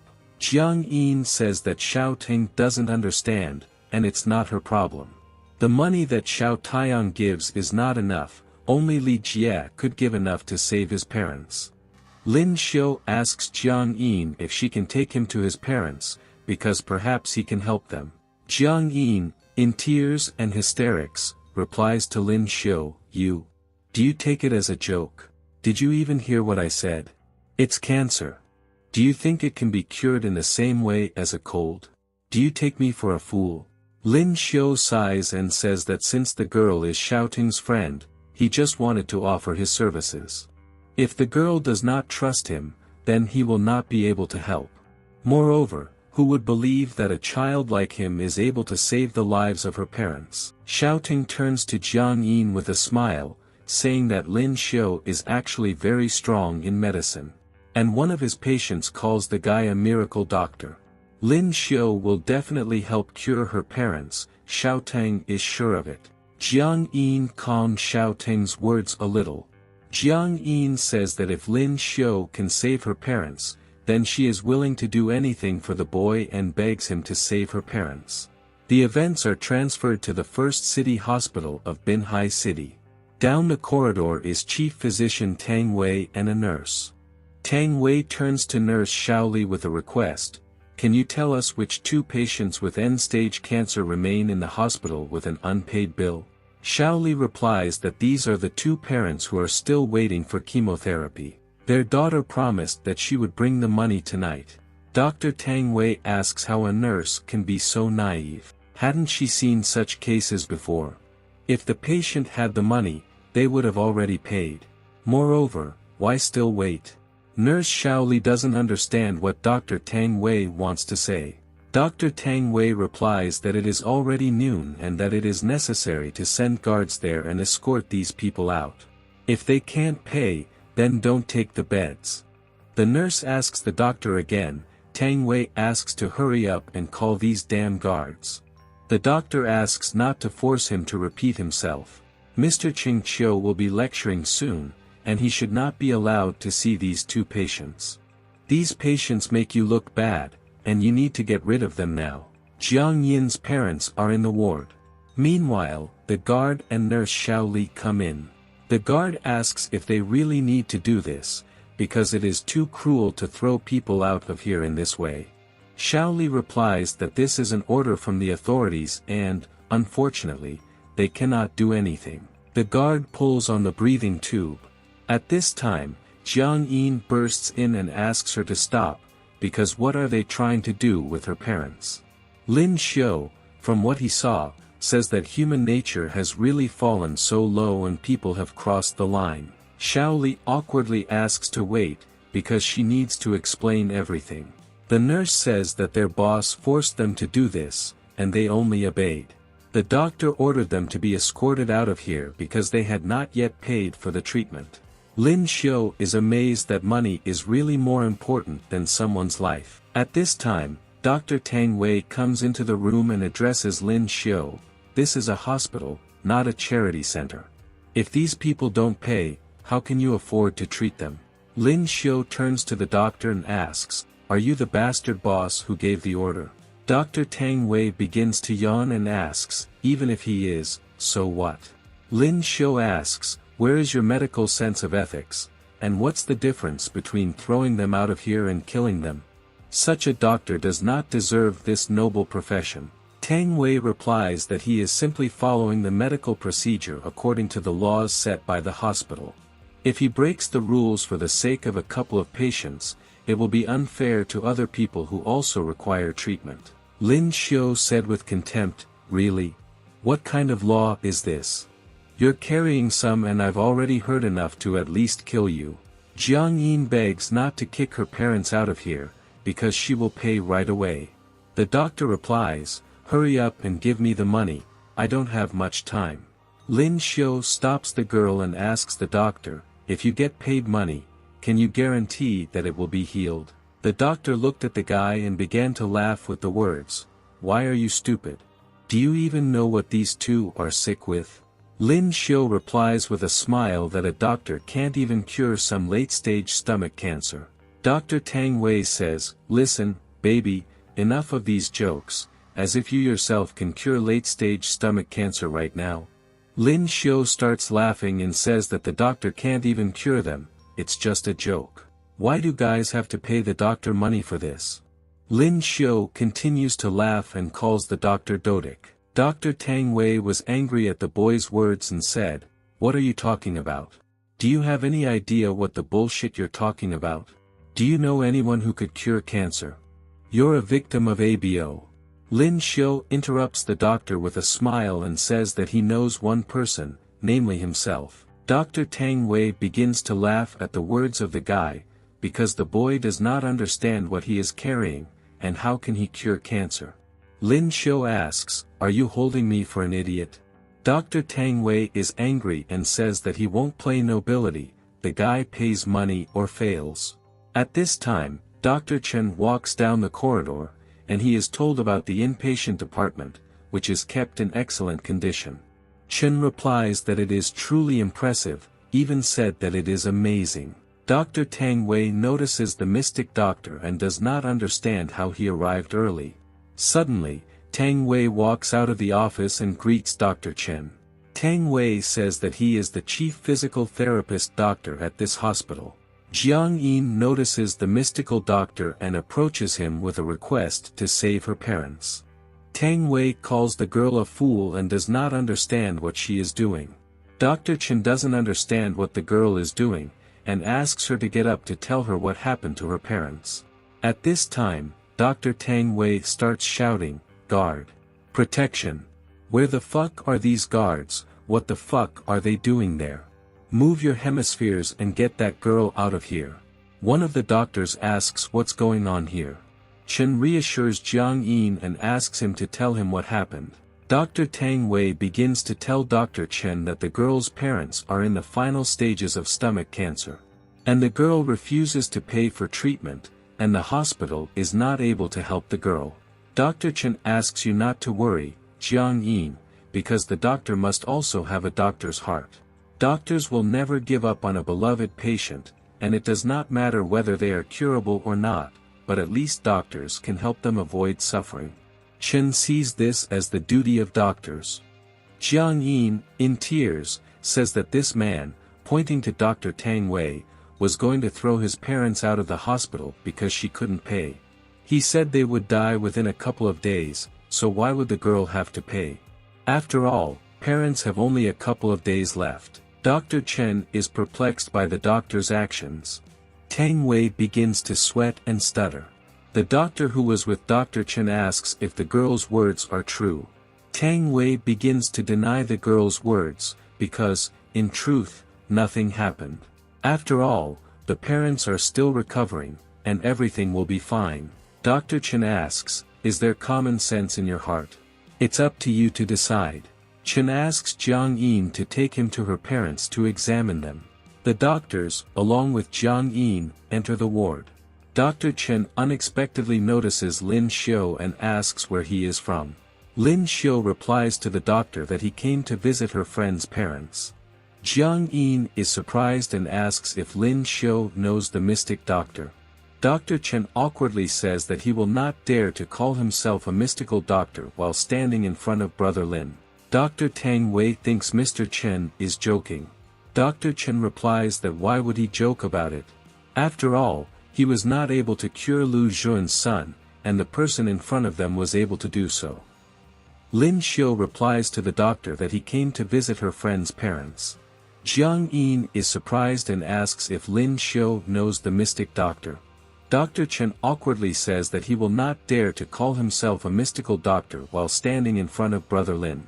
Dr. Tang Wei thinks Mr. Chen is joking. Dr. Chen replies that why would he joke about it? After all, he was not able to cure Lu Xun's son, and the person in front of them was able to do so. The doctor was amazed that such a young guy could be a mystical doctor. Jiang Yin was shocked and asked if Lin Xiu could cure her parents. The guy replied that he had been talking about it from the very beginning. Dr. Chen wonders if Lin Xiu can really cure stomach cancer. Tang Wei thinks it's obvious that this is impossible, because we are talking about stomach cancer. Dr. Chen smiles and asks if Lin Xiu can good-naturedly share such a secret and how he is going to cure Jiang Yin's parents. Lin Xiu pulls out a mysterious wooden box and replies that he will use an advanced acupuncture technique. Dr. Tang Wei is furious and says that Lin Xiu is talking bullshit. Suddenly, Dr. Chen shouted for everyone to shut up. Everyone watched closely what the guy was doing. Lin Xiu pulls out a thin needle and pokes it into his grandfather's neck. Suddenly, Grandpa muttered something. Everyone present was shocked by what they saw. Dr. Chen, perplexed, asks how this is possible. Jiang Yin walks over to the bed and starts calling out to his father. Father Jiang Yin gradually regains consciousness. Dr. Chen asks the doctors if they have seen it, because this is a real mystical doctor. Dr. Chen wanted to ask if Lin Xiu would be able to accept the disciples. Lin Xiu asks the doctor, do you want me to teach you? Dr. Chen replies that learning is an eternal goal in life, all he asks is to share knowledge. Lin Xiu refuses the doctor, because he cannot pass on his medical techniques, since he swore an oath to the teacher. Dr. Chen replies that he understands the guy, but offers Lin Xiu to be an honorary doctor at this hospital. All doctors would be grateful to the guy. Lin Xiu asks if he is being asked to work as a doctor. Dr. Chen replies that no, but Lin Xiu will occasionally come to the hospital and observe, and the hospital will reward the guy for his generous work. Dr. Chen asks Lin Xiu to consider his proposal. Lin Xiu thinks this proposal is quite fair and replies that he will think about it. Lin Xiu and Xiao Ting leave the hospital. At this time, Dr. Chen asks the guy to be careful and hopes that the guy will respond to his offer soon. The doctor sighs heavily, saying, what a pity. Well. Lin Xiu and Xiao Ting are walking around the city. Lin Xiu asks if Xiao Ting wants a snack, because it is already evening. Xiao Ting happily replies that he wants to snack on noodles. The girl knows a great restaurant nearby that serves great noodles, and offers to take Lin Xiu there. Xiao Ting led Lin Xiu to the diner. Lin Xiu walks into the room and asks Xiao Ting to order something for him, while he goes to the toilet first. Xiao Ting asks the guy to hurry up. Lin Xiu walks into the toilet and sees a man named Wang Yong. The guy notices that this is a monk of the 7th rank, but he does not look strong. Wang Yong draws attention to Lin Xiu and asks him to stand still, because he wants to say something to the guy. Lin Xiu ignores the man and moves on. Wang Yong starts yelling at the guy, saying, "I'm actually talking to you." Lin Xiu stops and asks, "What did you fuck?" Lin Xiu doesn't understand what a rank 7 cultivator needs. The man says with a smile that his name is Wang Yang, and his name should be King. Wang Yong says that he came to establish relations with Lin Xiu on behalf of the Taoist Alliance. Lin Xiu was interested in the word Taoist Alliance. Lin Xiu recalls how, when he was on an unrivaled island, his mentor mentioned the situation in China regarding the various factions in the cultivation world. The whole department was divided into 6 parts: Buddha, demons, magicians, ghosts and devil cultivators. And the strongest of them was the Taoist Alliance. Apart from a few ancient families, all Taoist monks are essentially run by the Alliance League. They have quite firmly entrenched their influence. Wang Yong notices that the guy is aware of the influence of the Alliance and believes that it will be quite simple. Wang Yong asks Lin Xiu, "Aren't you the one who helps Lu Jihui?" Wang Yong asks the guy not to worry about her, because he will figure it out himself. Lin Yong asks Wang Yong if he is one of the ones behind all this. Lin Xiu remembered that the old magician was afraid of this man. Wang Yong starts laughing and replies, "Haha. He's not afraid of me. He is afraid of the one behind Mr. Jiang Zhong, the elder." Wang Yong thinks Lin Xiu is a smart guy. Wang Yong grabs Lin Xiu's shoulder and says that he will give the guy a little advice, namely, not to go where he is not asked. Wang Yong believes that the guy can find problems for himself on the 5th point, and it is better for him to sit still and not jerk.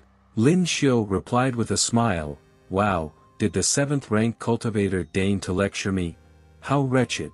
Wang Yong looks at the guy angrily and asks him not to try his luck. Lin Xiu walks away and replies to Wang Yong, "Jump on, little hare. I don't have time to play your paltry alliance." Lin Xiu believes that people like Wang Yong are constantly bothering him. Wang Yong laughs with Lin Xiu and says that he is a spawn of the 6th rank, who imagines himself to be a genius and dares to insult someone who is stronger than himself. The man thinks the guy is an idiot, because Lin Xiu behaves like a petty prince, and the guy will also have big problems. Lin Xiu doesn't pay attention to Wang Yong's words at this time, and walks towards Xiaotang. Lin Xiu eats noodles with great pleasure. Xiaotang asks the guy what they will do next now and are there any plans for today. Lin Xiu replies that he wants to find out about Qindong Jianyue, Li Han and Wang Yong today, as well as the families they live in. Lin Xiu is very worried about them, so he can't just let them go. The guy clarifies that 5 years have already passed, and he missed them. Xiaotang replies that he will gladly keep Lin Xiu company. The guys visited the police station to find out about the family. Lin Xiu is disappointed, because there are no clues. The guy has no idea how long it will take to find them. Xiaotang replies to Lin Xiu that there is no need to lose hope so abruptly. Lin Xiu thinks that you need to think carefully about everything. At this time, Xiaotang had an idea. She assures that she knows where to start the search. Lin Xiu and Xiaotang are walking down a dirty alley. Xiaotang asks if Zhen Jinji really lives here, because the place looks rather abandoned.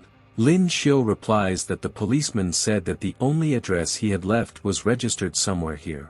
The guy suggests just checking everything. Someone in the distance was shouting that he was being killed. At this time, a guy was running away from some gang. The people running after the guy shouted, "Stupid fat guy. Hare run away. How the hell does he run so fast? Stop, fat guy. Or we'll break those fucking legs for you." The guy ran straight at Lin Xiu and Xiao Taiyang and asked them to leave. The guys noticed the guy. At this time, Lin Xiu grabbed Xiaotang's hand and the guys successfully dodged the guy who ran to meet them. Lin Xiu and Xiaotang are at a loss as to why these people are running after the guy. Lin Xiu replied to the situation he saw, "It is true that slums are an unpredictable place." Xiaotang notices that the guy who ran past looks like Zhen Jinji. Lin Xiu was surprised, because Zhen Jinji was so stunning. What happened to him then, and is Xiao Taiyang sure it was Zhen Jinji? Maybe she was thinking about another person. Xiaoting definitely remembers that Zen Jinji had a mole on his forehead, and the guy who ran also had a mole on his forehead. Lin Xiu was surprised at how attentive Xiaoting was. Lin Xiu begins to flee and asks Xiaoting to wait here while he deals with the bullies. Zen Jinji is at an impasse at this time and does not understand where he made a mistake. The guy thinks that he has come to an end.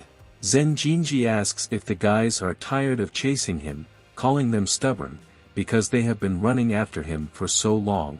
One of the bullies calls Zen Jinji a fat bastard and says that he gave the guy a couple of days, but he ran away, and now the boss has no more patience. The bully aggressively makes Zen Jinji pay, because if the guy doesn't pay, he will die. Zen Jinji is in a panic and does not understand when he borrowed money from bullies. He claims to have told the guys this from the beginning. The bully replies that since it is Zen Jinji's father's debt, then it is his duty. The bully continues to force Zen Jinji to pay his debts. Events are transferred to the memories of Zen Jinja. When Zen Jinji was still a child, he was taken away from the orphanage, and his stepfather was an alcoholic, a worthless person in society. After some time, his stepfather died and left all his debts for drinking to Zen Jinji. Zen Jinji, desperate, tells the bullies to attack. Anyway, the guy has no money, and he asks them to do what they want. One of the bullies started checking Zen Jinja's pockets, but he didn't find any. The leader of the hooligans can't believe they've come this far and asks the others to leave. Zen Jinji takes a deep breath and notices a guy in front of him. Zen Jinji thinks that someone has come to him again for money. The guy, in despair, says that he is completely empty. Lin Xiu greets Zen Jinji and says that the guy used to be thin. Zen Jinji is shocked and recognizes Lin Xiu, but he doesn't understand what he's doing here, because Lin Xiu, in his opinion, has died. Zen Jinji thinks that Lin Xiu has risen from the dead. Lin Xiu replies that he will not die from such a trifle. Zen Jinji says that this is not the right place to talk and asks Lin Xiu to follow him, but the guy asks to keep his distance, because he can bring trouble on Lin Xiu. Zen Jinji brought Lin Xiu and Xiaoting to his house to have a normal conversation with them. At this time, some guy was watching what was happening. Zen Jinji is surprised that even Xiaoting came, and noted that the girl grew up very beautiful. Xiaoting replies that Zen Jinji has become a fat man in such a small amount of time, now the guy is practically unrecognizable. Zen Jinji smiles, scratches his head and says that it will be difficult for him to return to his previous form, because rice is to blame for everything. Zen Jinji took his stomach and said that that bastard had left a huge debt on him. The only way the guy has left is to eat all the food, spending all the money he has. Zen Jinji apologizes to Lin Xiu and Xiaoting because he has nothing to treat them with. Xiaoting replies that everything is fine and suggests that Zen Jinji go to dinner together in the evening. Zen Jinji refuses to go to dinner and asks him to forget about it, because he can involve Xiaoting and Lin Xiu in all sorts of devilry. Lin Xiu wondered how much money Zen Jinji owed. Xiaoting learns that the guy is a debtor. Zen Jinji begins to count on his fingers and replies that his debt is approximately $100,000. Zen Jinji can't afford that kind of money, no matter what he does. Lin Xiu was surprised and clarified that he was asking about the principal amount. After all, how did the debt become so huge? Zen Jinji replies that it's because of his stupid stepfather, who left everything to the guy. Lin Xiu says that he will look for ways to help the guy, because it's pretty fucking when Zen Jinji is chased every day. Zen Jinji is shocked because we are talking about $100,000, which is a considerable amount. Lin Xiu smiles maliciously and replies that he is not going to pay $100,000, and he will simply give the principal amount. Zen Jinji starts laughing at Lin Xiu's words and asks him not to joke like that, because if Zen Jinji could have done it from the beginning, he would have already paid off the debt. Xiaoting asks Zen Jinji not to underestimate Lin Xiu's older brother, because he is quite strong and none of the bullies can defeat him. Zen Jinji smiled and agreed, because he could not refuse the girl. Lin Xiu asked Zen Jinji to take him to the bullies to deal with the rest. Zen Jinji wonders what Xiaoteng and Lin Xiu are doing here, and how they found him. Xiaoteng replies that they found out about the guy thanks to the police department, because when he was adopted, his address was registered there. Lin Xiu turns to Zen Jinji to ask him something. Lin Xiu asks if the guy knows anything about Qing Jianyue, Wang Yang, and Li Hengqi, because the police do not have their places of residence. Zen Jinji began to remember and said in his thoughts, Qing Jianyue and the others. Zen Jinji thought for a long time and replied that it was a long time ago and he didn't remember, but he remembered something strange about the day when a big and expensive car came and picked them up. Lin Xiu wonders if this is someone rich and whether the guys were taken together or separately. Zen Jinji replies that they drove in different cars. Suddenly, 3 high-end cars arrived and were taken away. The guy says that everyone was jealous of them, Zen Jinji and a couple of other guys who stayed. After that, the rest went to ordinary families. Xiaoting tried to remember something, but she couldn't remember any of it. Zen Jinji remembered with a smile how Xiaoteng was inside the orphanage and cried that it was too hot and that she couldn't go out to play. Xiaoteng, scratching her head, remembered and did not understand how she was so upset then. Lin Xiu asks if Zen Jinji remembers anything else, such as the license plate number of the car or the name of the family who took them. Zen Jinji replies that who would even pay attention to this, because they were children then. Suddenly, Zen Jinji remembered something and said that that year, the people who came to them were all bald. Lin Xiu asks if they looked like monks. Zen Jinji replies that these people looked like monks, and he probably won't forget something so strange. Lin Xiu thanks Zen Jinji for her help with a smile. Zen Jinji replies that Lin Xiu is trying to be everyone's big brother, and the guy is glad that he was able to help him. Lin Xiu says that he will help the guy deal with creditors, because it's time to end it all. Zen Jinji is surprised and asks if Lin Xiu said this seriously, as he thought it was a cruel joke. Half an hour ago, Li Jie asks Fu Ji if he is sure that there is someone else in Zen Jinji's house. Fu Ji replies that he saw them with his own eyes. A guy and a girl went there, and most likely they came for money. Events are carried over to this time. Zen Jinji asks if Lin Xiu is serious about this and asks him to repeat it. At this time, the bullies enter Zen Jinji's house and say that it is time to pay off the debts. Li Jie suddenly notices Lin Xiu and is shocked, because this guy beat him not so long ago. Li Jie is at a loss as to why this guy is here. Lin Xiu asks Zen Jinji with a smile if these are his creditors. Zen Jinji is desperate, because he thinks that everything is already over and nothing can be done. Li Jie becomes scared and orders everyone to run away. Lin Xiu grabbed Li Jie by the collar as he ran away. Lin Xiu says, "Hey, little rabbit. I remember you, what are you afraid of? Don't be afraid. I just want to talk." Li Jie, in fear, calls the guy the master and replies that he really didn't know about that girl, that she was his girlfriend. If he knew, he wouldn't even rock the boat. Li Jie offers a truce with the guy. Lin Xiu replies that the past remains the past, because human nature is to forgive and forget. Lin just wants to pay off Zen Jinji's debt and finds out how much it will cost. Li Jie awkwardly asks why Zen Jinji didn't say that Lin Xiu was his friend. Li Jie thinks it's worth saying. Lin Xiu asks Li Jie to speak closer to the point and find out how much Zen Jinji owes. Li Jie, in a panic, begins to throw the blame on one of the bullies, that he said that Zen Jinji's debt had been paid off, and why he was so disgraced in front of Lin Xiu.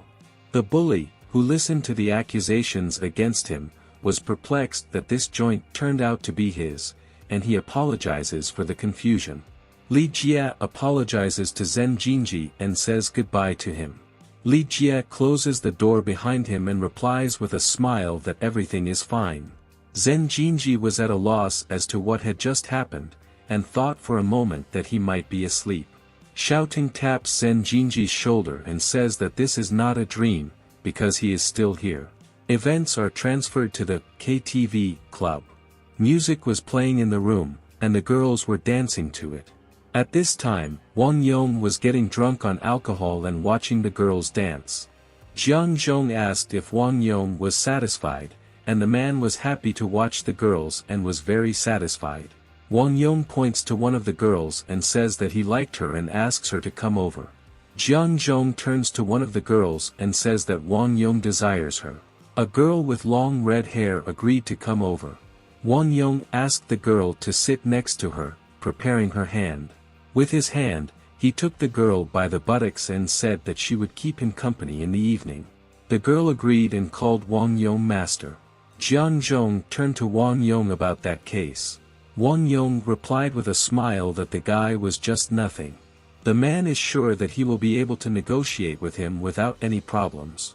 Jiang Zhong remembers something and says that he has a good idea. Wang Yong, with a wicked grin, wonders what the idea is. Events are transferred back to Lin Xiu. The guys clink glasses with the words, "For health." Zhen Jinji says he hasn't been so relaxed for a long time. The guy is grateful to Lin Xiu for this opportunity.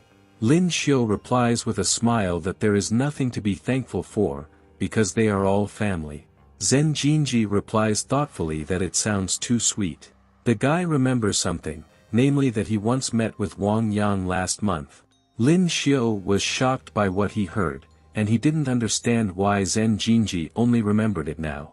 Zhen Jinji apologizes to Lin Xiu and says that it's all because of a bad memory. The boy remembered that he had met Wang Yang in the old courtyard of the orphanage, and now it is a park. Zhen Jinji asks Lin Xiu not to take everything seriously, because maybe it wasn't Wang Yang, but just a person like him. Lin Xiu asks if the guy is sure. Zhen Jinji asks not to look like that. The guy recalls that Wang Yang was a bald monk dressed in Taoist or Buddhist clothes, but this person definitely looked like Wang Yang. Lin Xiu is at a loss as to why he is a monk. Zhen Jinji recalls that the strangest thing he saw was that this guy went into the alley and magically disappeared.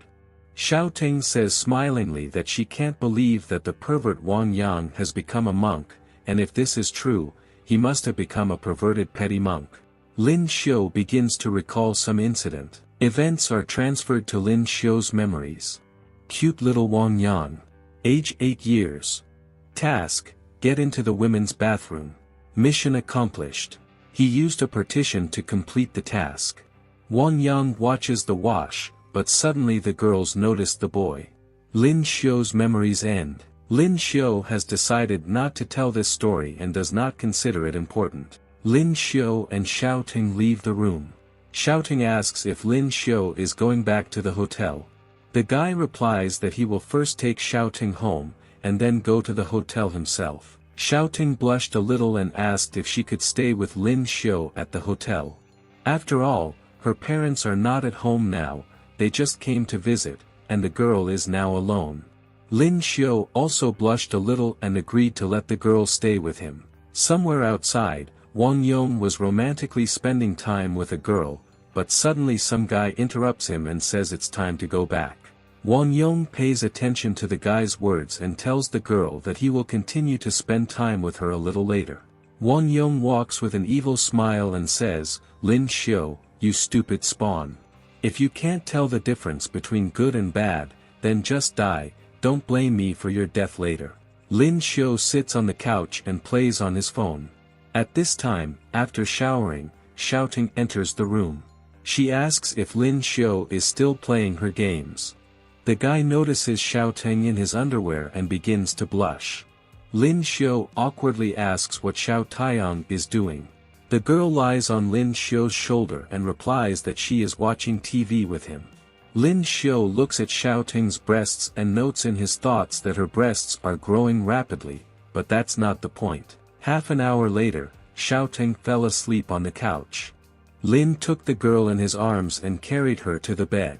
At this time, someone was knocking on the door. Lin Xiu decided to check who was behind the door. It turned out to be Mr. Lu, who apologized for worrying at such a late hour. Lin Xiu replied that everything was fine and that he was not going to sleep yet. Lu handed the bank card to the guy and said that this was his humble gesture. Lin Xiu took the card with a smile and thanked Mr. Lu for such generosity, because the guy just didn't have enough money. Lin Xiu asked how much money was on the card. Lu replied that there was only $1 million on the card, considering it nothing special. The man said that if Lin Xiu needed more money, let him report it. Lu only asked Lin Xiu to protect Xiao Kong. Lin Xiu was shocked by the huge amount Lu had given. Lin Xiu thinks that $1 million is too much for him. Lu replies with a smile that Lin Xiu is Xiao Kong's benefactor, and there is no price for that. Lin Xiu thanks Lu and promises that while he is at the hotel, he will protect Xiao Kong. Lu thanks the guy in return. Suddenly, Lin Xiu remembers that he needs some help. Lu asks you not to be shy and tell. Lin Xiu happily replies that he wants to go to a science university and asks if the man can help him with this. Lu says that of course he can help and asks if any more help is needed.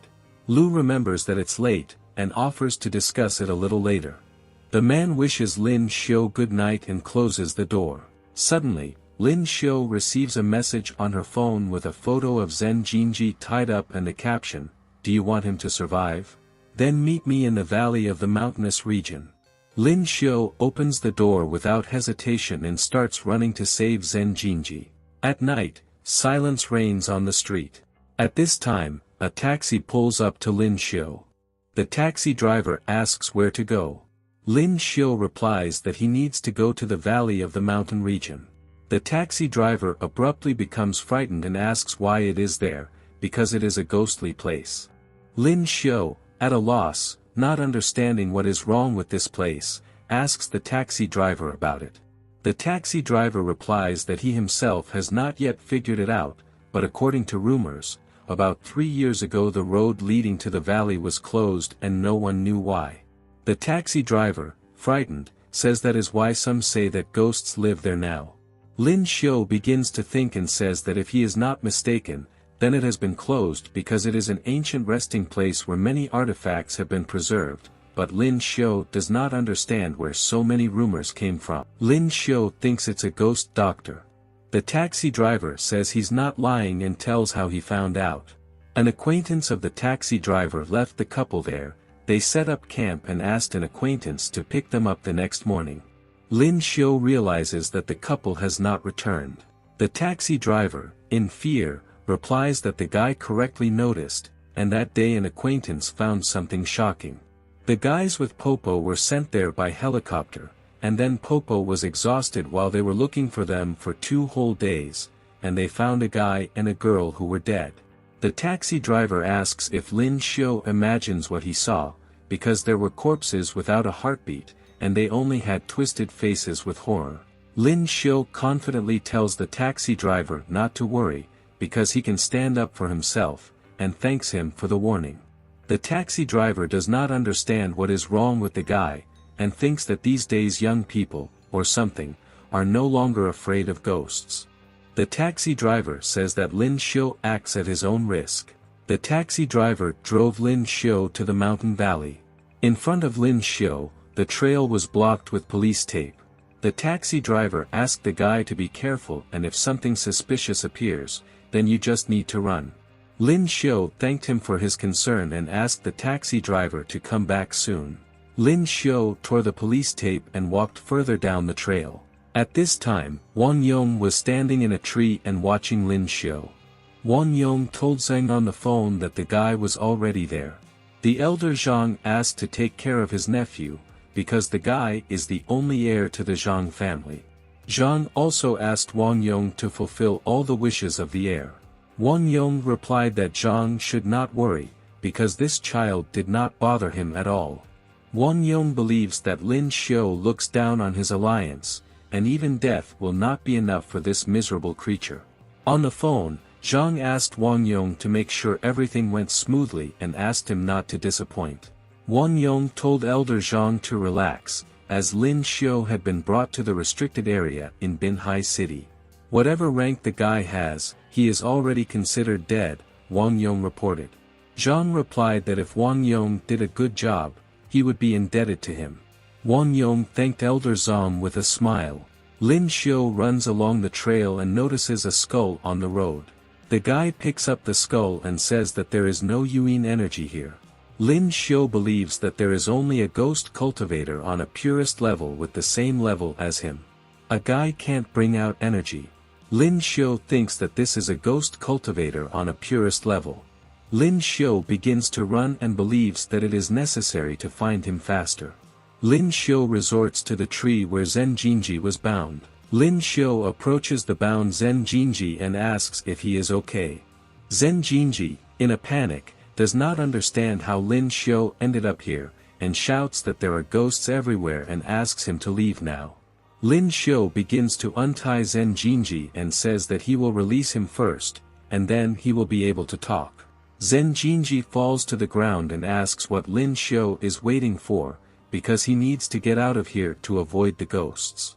Lin Xiu looks at Zhen Jinji suspiciously and replies, "Hair is kidding, leave my friend's body alone." Zhen Jinji is shocked by the words he hears and begins to smile maliciously.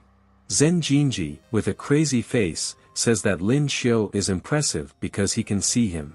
Suddenly, Zhen Jinji's insane appearance begins to attack Lin Xiu with the words, "It's time to die."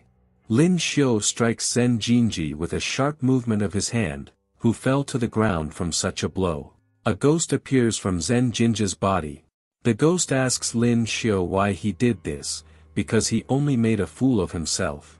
Lin Xiu replies that he is here to save his friends, and he doesn't want a disagreement with the ghost. The ghost says that he will see how the guy copes with the rescue of friends. Suddenly, the ghost starts screaming loudly. The ghost summons his clones. Lin Xiu asks if this is Lu Yuan's resting place. The guy was surprised to see so many military spirits. Lin Xiu then asks what is far away behind the castle and who owns it.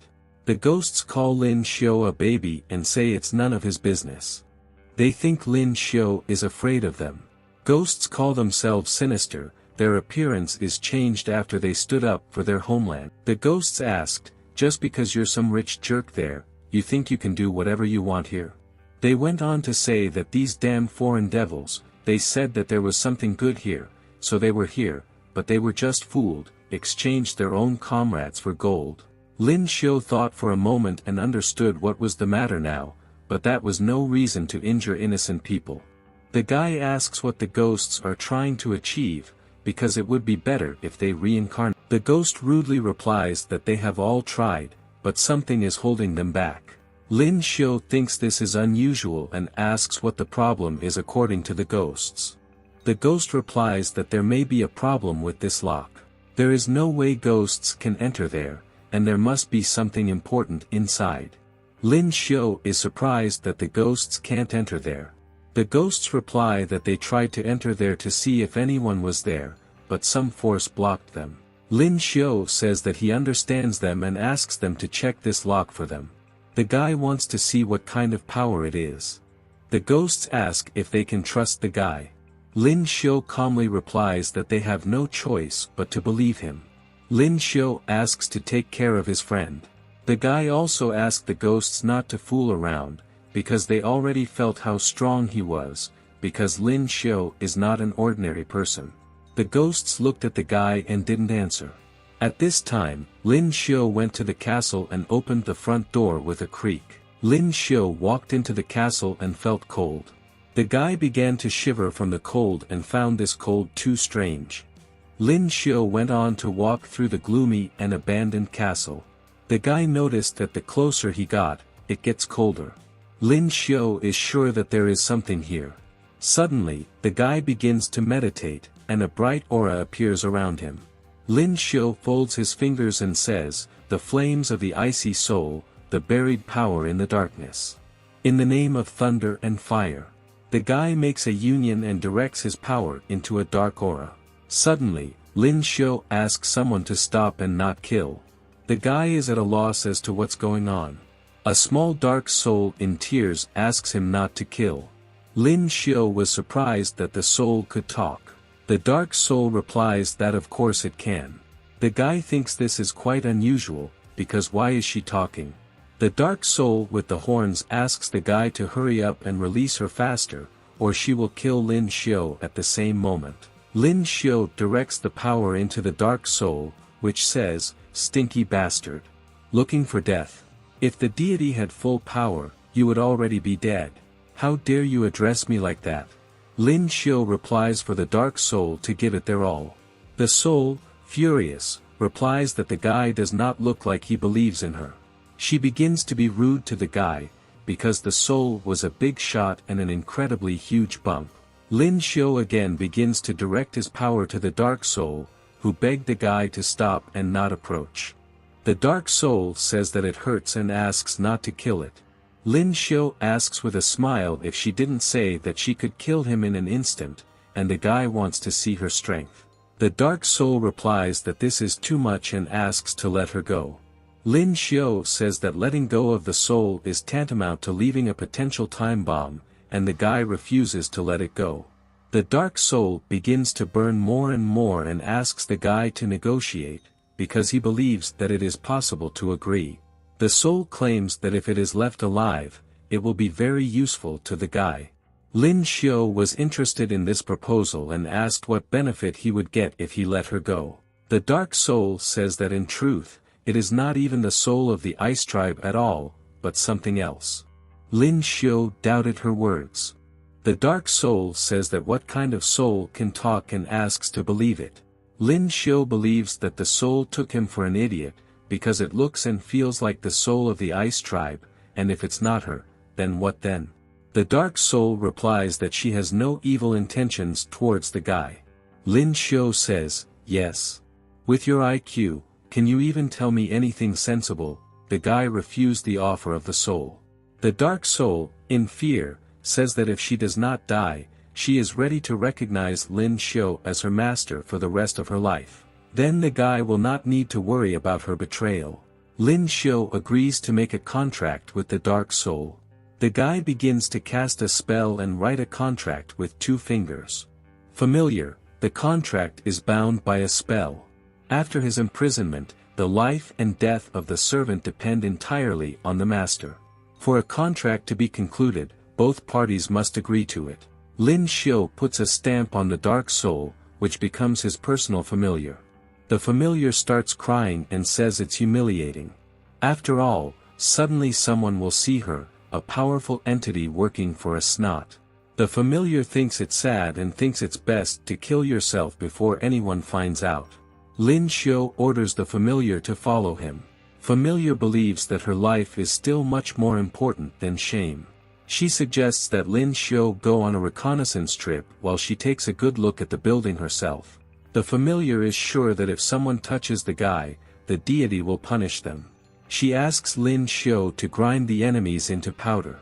Lin Xiu thinks that the familiar is too cheerful for someone who almost did not die at his hands. He asks the familiar, what is the best name for her, and offers to call her Ice. The familiar says that Lin Xiu is so kind to her and can call her whatever he wants, because she likes everything. Lin Xiu and the familiar leave the castle. At this time, they are greeted by ghosts who thank Lin Xiu for her help. The ghosts begin to disappear, they say goodbye to Lin Xiu and promise not to forget him. It's night. Lin Xiu brings Zhen Jinji home and tells him that he is so heavy. The guy offers Zhen Jinji a rest today, because he had a hard day. Zhen Jinji is already asleep. Lin Xiu remembers that he still has enemies who have stood in his way for the 3rd time, and there will be no mercy for them. Morning comes, and Lin Xiu is sitting on the couch. He turns to the familiar Ice and remembers what she said, that she is not just the soul of the Ice tribe. The guy asks Ice to explain it better. Ice replies that it is difficult to explain, and asks Lin Xiu to forget about it, because you should not bother your head with such things. Lin Xiu wonders why he left her then. Ice asks to be allowed to finish her words and says that she can help Lin Xiu discover the rest of the holy lights. She asks to leave her, because she can lead the guy to the rest of the lights. Lin Xiu replies that he is a cultivator of the elements of fire and thunder, and other holy lights will not interfere with him. In this case, Ice can be useful. Lin Xiu asks if Ice still has this ability and asks her not to lie. The ice floe is proud of herself and replies that she actually still has a lot of abilities. She can easily detect holy lights within a radius of 100 miles. Lin Xiu thinks this is a pretty good ability. At this time, someone was knocking on the door, and Lin Xiu noticed. Lu opens the door and says that the time has come, and the auction will begin soon. Lin Xiu asks if Jiang will be at the auction. Lu replies that if he wants to get the rights to own the land, then Jiang will definitely be there. Lin Xiu thinks this is great news and says that he has to repay Jiang for something. Events are transferred to the auction site. The girls announce on the microphone that a special auction will be held today. Many celebrities and industry giants will take part in their auction. The girls notice the famous translator Lu Jinghui and are surprised that even he came. Suddenly, one of the girls notices another person present and asks to see who is there. At this time, Ray and Bai Menji were walking from the provincial capital. Lu notices that Miss Bai is also present. Lin Xiu sees that the girl is from a provincial town, and the person behind her is possibly a cultivator. Lu says that he doesn't really know who they are, so he asks Lin Xiu not to stand out too much so that there are no unnecessary problems. Lin Xiu agrees with Mr. Lu's words. At this time, a limousine arrives, from which Wang Yong and Jiang Zhong get out. Mr. Jiang is met by one of the girls and asks to follow her. Jiang, believing the girl to be beautiful, begins to get the money. Jiang Zhong shoves money between the girl's breasts and asks her to go with him. Jiang puts his arm around the girl's waist, and she thanks her for the gift from Jiang Zhong.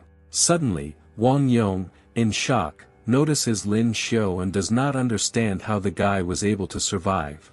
Jiang asks Wang Yong what's going on.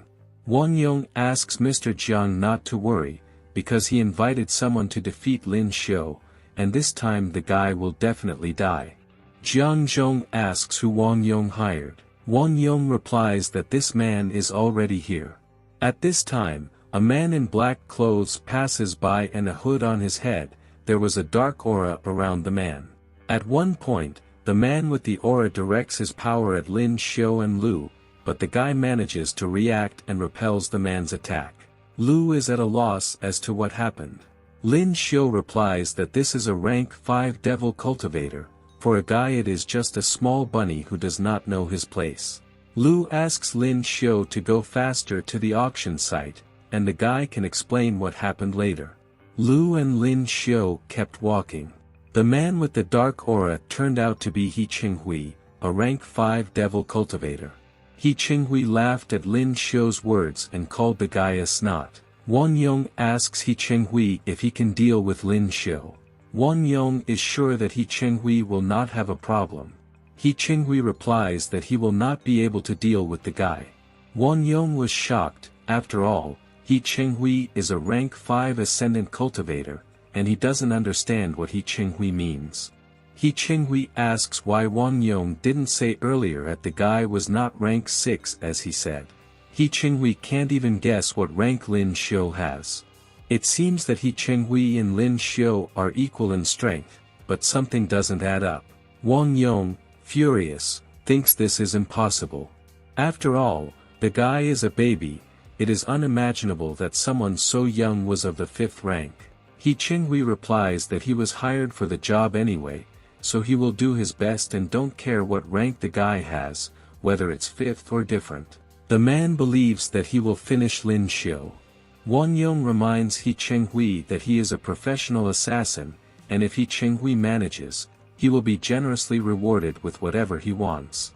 He Qinghui pondered Wang Yong's words.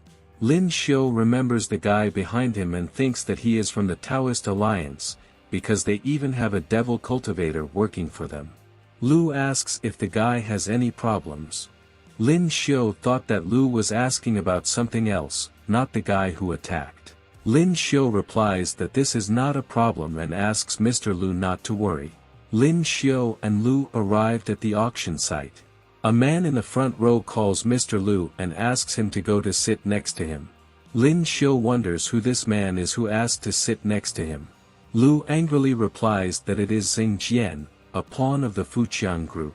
He's here to embarrass Lu. Xingjian also keeps a small company on him and asks to sit next to him.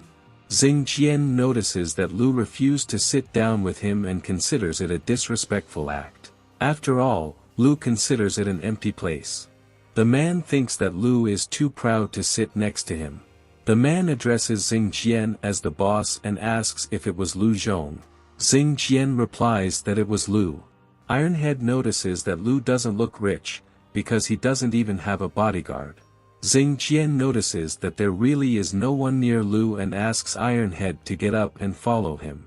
After all, Ironhead mentioned it, and the loser Lu really doesn't have a bodyguard.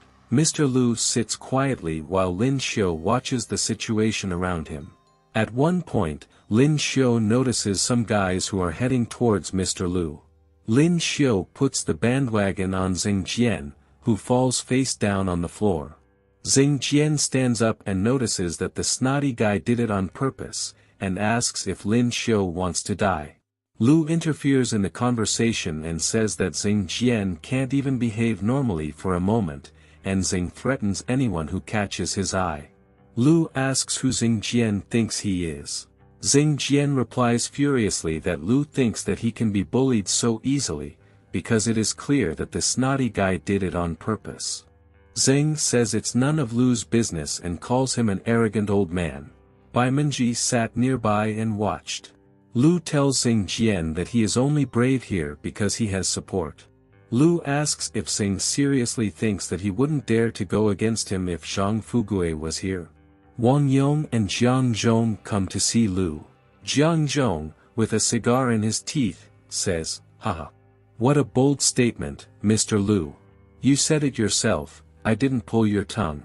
You can say whatever you want about me, on my side." Jiang Zhong says with an evil smirk that Lu should listen to everyone in this situation. Jiang asks if Lu has forgotten about the different points of view. Lu doesn't like that Jiang Zhong and Wang Yong are here. Lin Xiu said, "Are you blind, old man? Or do you have senile insanity?" Xingjian, furious, says that everyone here has seen it and he doesn't understand what kind of attitude it is. Xing walks close to Lin and tells the snotty guy to answer. Lin Xiu puts Zhengu on the bandwagon again, who falls face down on the floor again. Xingjian is at a loss as to how the guy does it. Lin Xiu replied with a smirk that if he wanted to, Xing wouldn't be standing here anymore. Jiang Zhong asks Mr. Lu to do something with his men, because the guy is already going too far. Lu replies to Jiang Zhong that Lin Xiu is his dear friend, and his people are looking for problems for themselves on their fifth point. The guy only accidentally hit Zhang's dog. Lu thinks that Jiang Zhong should train his people. Xingjian, with a broken face, says that he doesn't care who this guy is, and Lin Xiu should get out of here. Lu replies to get Xing lost. Lin Xiu said to Zhang with a smile, "I'm sorry, my jam. I shouldn't have teased the small dogs. You're not an old man. Just shut up, doggy, and step aside." Xingjian begins to call Ironhead to come here. Ironhead walks over and looks at Lin Xiu. The man looks several times larger than Lin Xiu.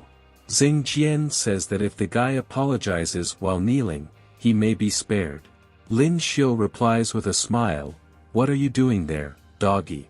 Come on, you'd better get down on your knees and apologize. And maybe I'll forgive you for that behavior." Xingjian orders Ironhead to teach this snotty man a lesson. Xing asks to hit the guy well and not feel sorry for him. Ironhead accepts the boss's order.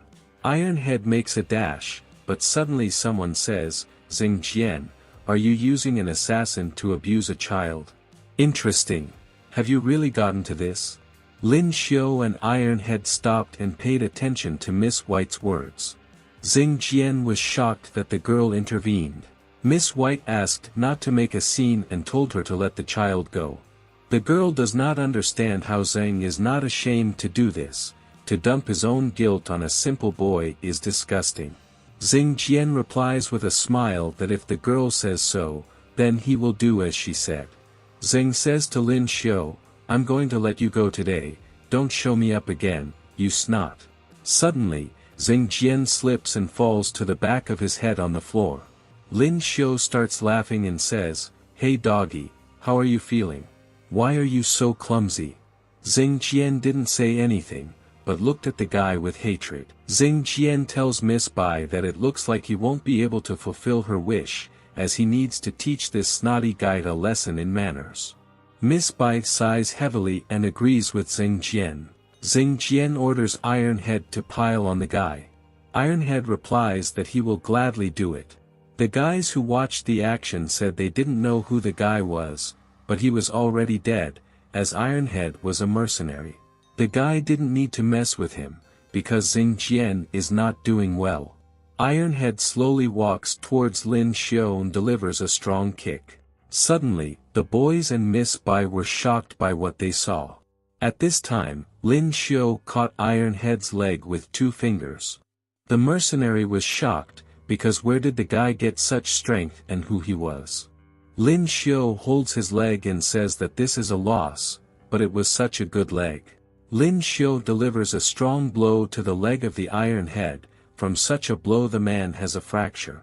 Ironhead starts screaming in pain and claims that the guy broke his leg. Miss Bai is impressed by the guy's strength. Zheng Jian, turning angrily to Ironhead, says, "Nonentity. Is this your strength, head of the mercenaries?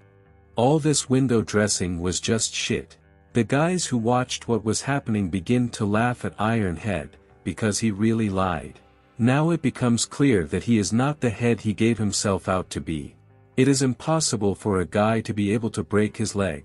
Miss Bai finds this strange and asks Ray if it is true that the mercenary turned out to be a fake. Ray replies that he can't say for sure if he was the head of the mercenaries, but it's obvious that an ordinary guy wouldn't have been able to break his leg so easily. Miss Bai wonders if her uncle can easily defeat Ironhead. Ray replies with a smile that his uncle did it much faster than this guy. Lin Xiu turns around and grabs Zhang by the collar. Zhang starts shouting, "What are you trying to do? Decided to kill me? Help!" Lin Xiu looks at Zhang and replies, "Murder. Do you think you've been given the floor?" Zhang begins to panic, his heart beats violently, and he begs the guy to let him go, promising to pay Lin Xiu any amount. Lin Xiu replies, "No," and stabs Zhang's leg, breaking his bone. Zheng Jian crawls on the floor in tears and asks Mr. Jiang to avenge him. Wang Yong tells Jiang Zhong that this is not the place for a showdown and it's better to just turn a blind eye to it. Jiang Zhong, smoking a cigar, tells Zheng to be sent to the hospital. Lu watched and said that Jiang Zhong was so generous. However, his younger brother is not very intelligent, so Lu asks him to sit here. Jiang Zhong replies to Lu Zhong to look at both. Lu wishes the same for Jiang Zhong. Everyone has already sat down in their seats and is waiting for the auction to begin. Host Xiao Gang says, "Ladies and gentlemen, I welcome you to the prestigious auction. I'm your host for today." Xiao Gang continues, saying that the first lot is under this cloth. The presenter removes the cloth and announces that it is a vessel of a red dragon, 200 years old. Bets start at $30 million. Lu makes a bet of $35 million. Jiang Zhong had heard that Lu Zhong had made a lot of money by selling antiques, but today was not his day and he would lose. Jiang Zhong makes a bet of $40 million. Lu and Jiang continue to outbid each other, and the amount reaches $60 million bet by Jiang Zhong. Wang Yong says that Jiang Zhong needs more money for the land. Jiang Zhong expresses a desire to ruin Lu and force him to raise the rate one last time so that he pays even more. Lu looks at Jiang and replies, "Ah, so are you interested in antiques? Okay, the last bet is yours. Consider that my debt has been repaid." Jiang Zhong swears aggressively.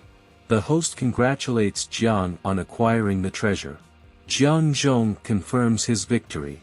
The presenter says that the next item is in this luxurious box. One of the guys thinks that's it. The presenter says that he does not know what is there, and he is interested in who brought this box to the auction. He takes out an axe and prepares to demonstrate the product, asks the audience to pay attention.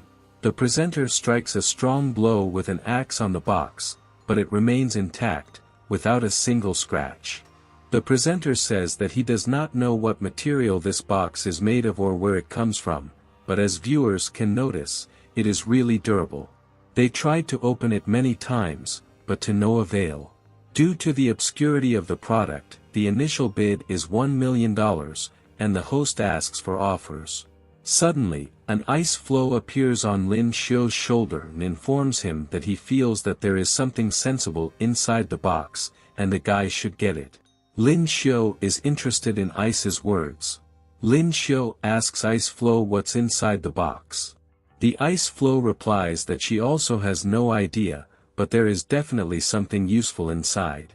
Lin Xiu replies that he doesn't have much money and how can he bet on it. Lu notices that Lin Xiu is interested in this product and asks if he wants it. Lin Xiu awkwardly asks Mr. Lu to borrow some money, promising to return it later. Lu replies that no way, because it will be a gift for Lin Xiu. Lu makes a bet of $1.5 million. The host announces that Mr. Lu has placed a $1.5 million bet and asks if there are any other betting offers. Wang Yong tells Jiang Zhong that Mr. Lu is interested in this product and asks what he is going to do. Jiang Zhong replies, "Do you want me to go against him again? Disappear." The presenter announces, 1.5 million. Ray believes that this is just a simple casket and does not understand why Lu Zhong considers himself a professional in antiques. Ms. Bai says that 1.5 million doesn't really matter to Lu, and she and Ray would rather leave it alone. Ray agrees with Miss Bai. Lin Xiu thanks Mr. Lu with a smile and replies that it is not worth thanking, because Lin Xiu is already taking the time to save his son. Lu promises to repay his debt throughout his life. Lin Xiu asks Mr. Lu not to worry, because no matter what happens in the future, he will protect him. Lu replies with a smile that Lin Xiu is his benefit after all. Mr. Lu hopes that the guy did not take the word seriously. The presenter announces that the next product is one of the key ones at the auction. This is the treasure of our city. Jiang Zhong believes that no one knows that this piece of land is great for future cultivation, and he wants to get his hands on it. The host announces that the initial bid is $500 million. Jiang Zhong asks Wang Yong how much money they have left. Wang Yong replies that they have approximately $1.3 billion left. Jiang Zhong is betting $1 billion. The host asks if there is anyone else who wants to raise the bid, since the auction has just begun. Lu makes a bet of $1.1 billion. Jiang Zhong believes that Lu will not be able to stop him. It makes a bet of $1.2 billion. Lu sighs and says that if he continues like this, he will lose all his money, and it's not worth it. Suddenly, someone makes a $2 billion bet, and everyone was shocked by such a high rate. Such a high bet was made by Miss Bai. The host announces that the stake is $2 billion and asks if there is anyone who wants to raise the rate.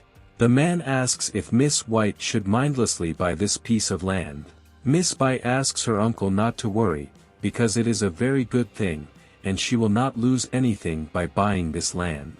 Jiang Zhong is furious, because the White family is aware of the value of this land. He thinks that they have learned the secret. Jiang Zhong is angry that Lu deceived him, because if it weren't for him, Jiang could have made a bet now. The host announces that the merchandise has sold for $2 billion and congratulates Ms. White. Jiang Zhong looks at Lu and clenches his fist. Jiang Zhong orders Wang Yong to leave. Lin Xiu suggests that Lu leave, because it's time to return some of the recent grievances. Lin Xiu and Lu leave. Miss Bai turns her attention to Lin Xiu and asks Uncle Ray to find out about the guy who hangs around next to Lu Zhong, because there is something wrong with him. Ray replies that the guy definitely has some kind of hidden power. Ray says that to be honest, if he was hired by the White family, he's not sure if he would be able to train the guy, because his talent seems incomprehensible and he can't read it. Miss Bai asks Ray if it's possible that this guy is even stronger than him, because it can't be. Ray replies that there are a huge number of people in this world who are superior to him, but you should not draw such harsh conclusions. Ray just can't analyze the guy until he sees his real abilities. Miss Bai listened to Ray and asked her to leave, because she had just spent about $2 billion, and she needed to explain this to her father. Events are transferred to the hotel parking lot. Jiang Zhong notices Lu and asks if he deliberately forced this bet to. Jiang says he'll repay Lu for it. Lu replies, "Do you need a scapegoat? It's cool. I'll pretend to be one for you." Jiang Zhong says that Lu has already forgotten what happened to his son and orders Wang Yong to beat Lu. Wang Yong begins to walk towards Lu. Lin Xiu replies, "King, you're just a little rabbit to me. Shall we settle our affairs here or elsewhere?" Wang Yong looks at Lin Xiu and tells him to follow him. Wang Yong believes that before Lin Xiu dies, he will force him to take his words back. The guy will regret even that he gave a chance for a choice. Wang Yong calls Lin Xiu a stupid snotty guy who will die. Wang Yong begins to leave, at which time Lu tells Lin Xiu that he does not see that assassin. The assassin at this time stood behind the guy. Lin Xiu replies that he knows and asks Mr. Lu not to worry. Lin Xiu leaves after Wang Yong. Jiang Zhong replies that Lu relies heavily on this boy. Jiang says he'll see things unfold. Lu replies that this also applies to Jiang. Wang Yong arrived at the site of the battle in which bamboo grew. Lin Xiu heard a rustle and said, "Rabbit, don't play with me. And this is a good place for an ambush." Wang Yong tells Lin Xiu that at his age, it is not easy to cultivate. "We gave you a chance, but you missed it. It's time to pay for going with Mr. Lu Zhong against us. Now die," Wang Yong said. Lin Xiu replies that he will disappoint Wang Yong, because the guy does not play with prey. Suddenly, He Chenghui appears from an ambush and attacks Lin Xiu with a knife. At this time, Lin Xiu senses danger from the back. Lin Xiu abruptly turns back and notices Hai Chenghui, who is pounced with a knife. Lin Xiu grabbed the blade with his bare hands. Lin Xiu holds the knife and says, "Here you are, little rabbit, I didn't even have to look for you." He Chenghui was amazed that this puppy had such power. Lin Xiu turns to ice, because it's her turn to show something worthwhile. Lin Xiu will borrow the power of the ice flow. Lin Xiu's hand is covered with a dark aura, and the knife begins to burn. He Chenghui was shocked, because he noticed a spontaneous release. Wang Yong was at a loss, because it was impossible and was not in his plans. Wang Yong doesn't understand what level of proficiency Lin Xiu has, and thinks he is stronger. Hai Chenghui worships Lin Xiu and apologizes, justifying himself by saying that he was paid for this task and was unaware of Lin Xiu's status. He Chenghui believes that if Lin should take his life, then so be it. Wang Yong begins to run. Lin Xiu notices this and asks Ice Flow to kill him. The Ice Flow catches up with Wang Yong and burns him with her strength, only ashes remain of him. He Chenghui was shocked by what he saw. Lin Xiu knows that He Chenghui had no malicious intent. It's just his job to survive. Lin Xiu says that he understands the guy, but he needs to accept certain conditions if he wants to survive. He Chenghui asks to give him an order, because he is ready for anything. Lin Xiu orders Jiang to be killed for him. Only for this, He Chenghui will already be useful to the guy. He Chenghui replies that he accepts this task. Lin Xiu goes back to Jiang. Lu notices Lin Xiu and asks if the guy is okay. Lin Xiu replied with a smile that Wang Yong was finished. Jiang Zhong is horrified and terrified by what he heard. He doesn't understand how Wang Yong can be finished. Lin Xiu suggests that Lu leave now. Lu and Lin Xiu get into the limousine and drive away. Lu asks what will happen to Jiang Zhong. Lin Xiu replies that the small rabbit will deal with him and asks Lu not to worry. Jiang Zhong doesn't understand how the king died. After all, Lin Xiu is just a child. Jiang Zhong turns to He Chenghui and asks why Lin Xiu is alive, because he was paid to kill the boy, and how he is alive then. Jiang Zhong angrily says that his uncle is a deacon of the Taoist League and asks him to wait for his uncle to find out. He Qinghui lights a cigarette and asks if he is really a deacon. He Qinghui then stabs Jiang Zhong in the neck and leaves, saying, "Well, good luck with that kid." Events are transferred to the KTV club. In the club, the girls danced to the music, and Xiao Taiyang watched the girls at this time. The girl greets Xiao Taiyang from a distance and approaches her. Xiaoting asks why Lily comes here, because it's so expensive here, and is this the girl's favorite place? Wu Lily is a classmate of Xiaoting. Lily asks with a smile not to worry, Xiaoting, because girls like her get everything for free. Suddenly, the girl says it's time for her to go. At this time, a man calls Lily to him. Lin Xiu and Lu have already arrived at the KTV club. Lu asks Lin Xiu if he is going to meet friends, because Lu knows that this is quite an expensive place. Lin Xiu looks at the phone, where there was correspondence with Xiaoting, which spoke about the meeting at this place. Lin Xiu says with a smile that Lu recently gave him $1 million, which is definitely enough for him. Lu replies that it was just gratitude for Xiao Kong's treatment, and today Lin Xiu helped deal with Jiang Zhong and solve his long-standing problems. Lu says he'll add another $5 million to the guy. Lin Xiu happily picks up the card and thanks Lu. The guy says that if Lu needs help, let him get in touch. Lu waves and drives away in a limousine. He asks the guy to have a good time, and he will go home. Lin Xiu is greeted by two girls at the entrance. The guy draws attention to the large breasts of one of the girls. Lin Xiu meets Xiaotang and says that the rabbit costume is quite interesting. Xiaotang is glad that Lin Xiu has come. The guys go into the room, where they see Lily, who is kissing some guy. The guys blushed at what they saw, and Xiaotang coughed at this moment. Lily apologizes to the boys and then tells Lin Xiu that her name is Wu Lily and she is Xiaoting's classmate. Lin Xiu responds by saying his name and greeting the girl. Lily introduces her boyfriend, whose name is Xin Yang. He is a student of Dr. Cheng. Lily asks what Xiaoting's boyfriend is doing. Lin Xiu replies that he is a freelancer and does not have a job yet. Lily is at a loss and asks who a freelancer is. Xin Yang asks Lily if she was told about the first impression. The guy says that Lin Xiu can have strong support behind him. Xin Yang apologizes to Lin Xiu, because the girl is quite careless. Lin Xiu replies that it's nothing special, he's just an orphan and he doesn't have any support. And freelancing means being free. The guy says he does what he wants, when he wants. Lily is perplexed by Lin Xiu's words. Lily whispers in Xiaoting's ear and says that it's not for her to judge, but Xiaoting refused Cheng Renfei and Yang Fei for the sake of being an orphan without support. Lily asks if the girl's head is okay. Xiaoting says that Lin Xiu is honest. Lily asks not to interrupt her and says, "We girls, we must find someone worthy.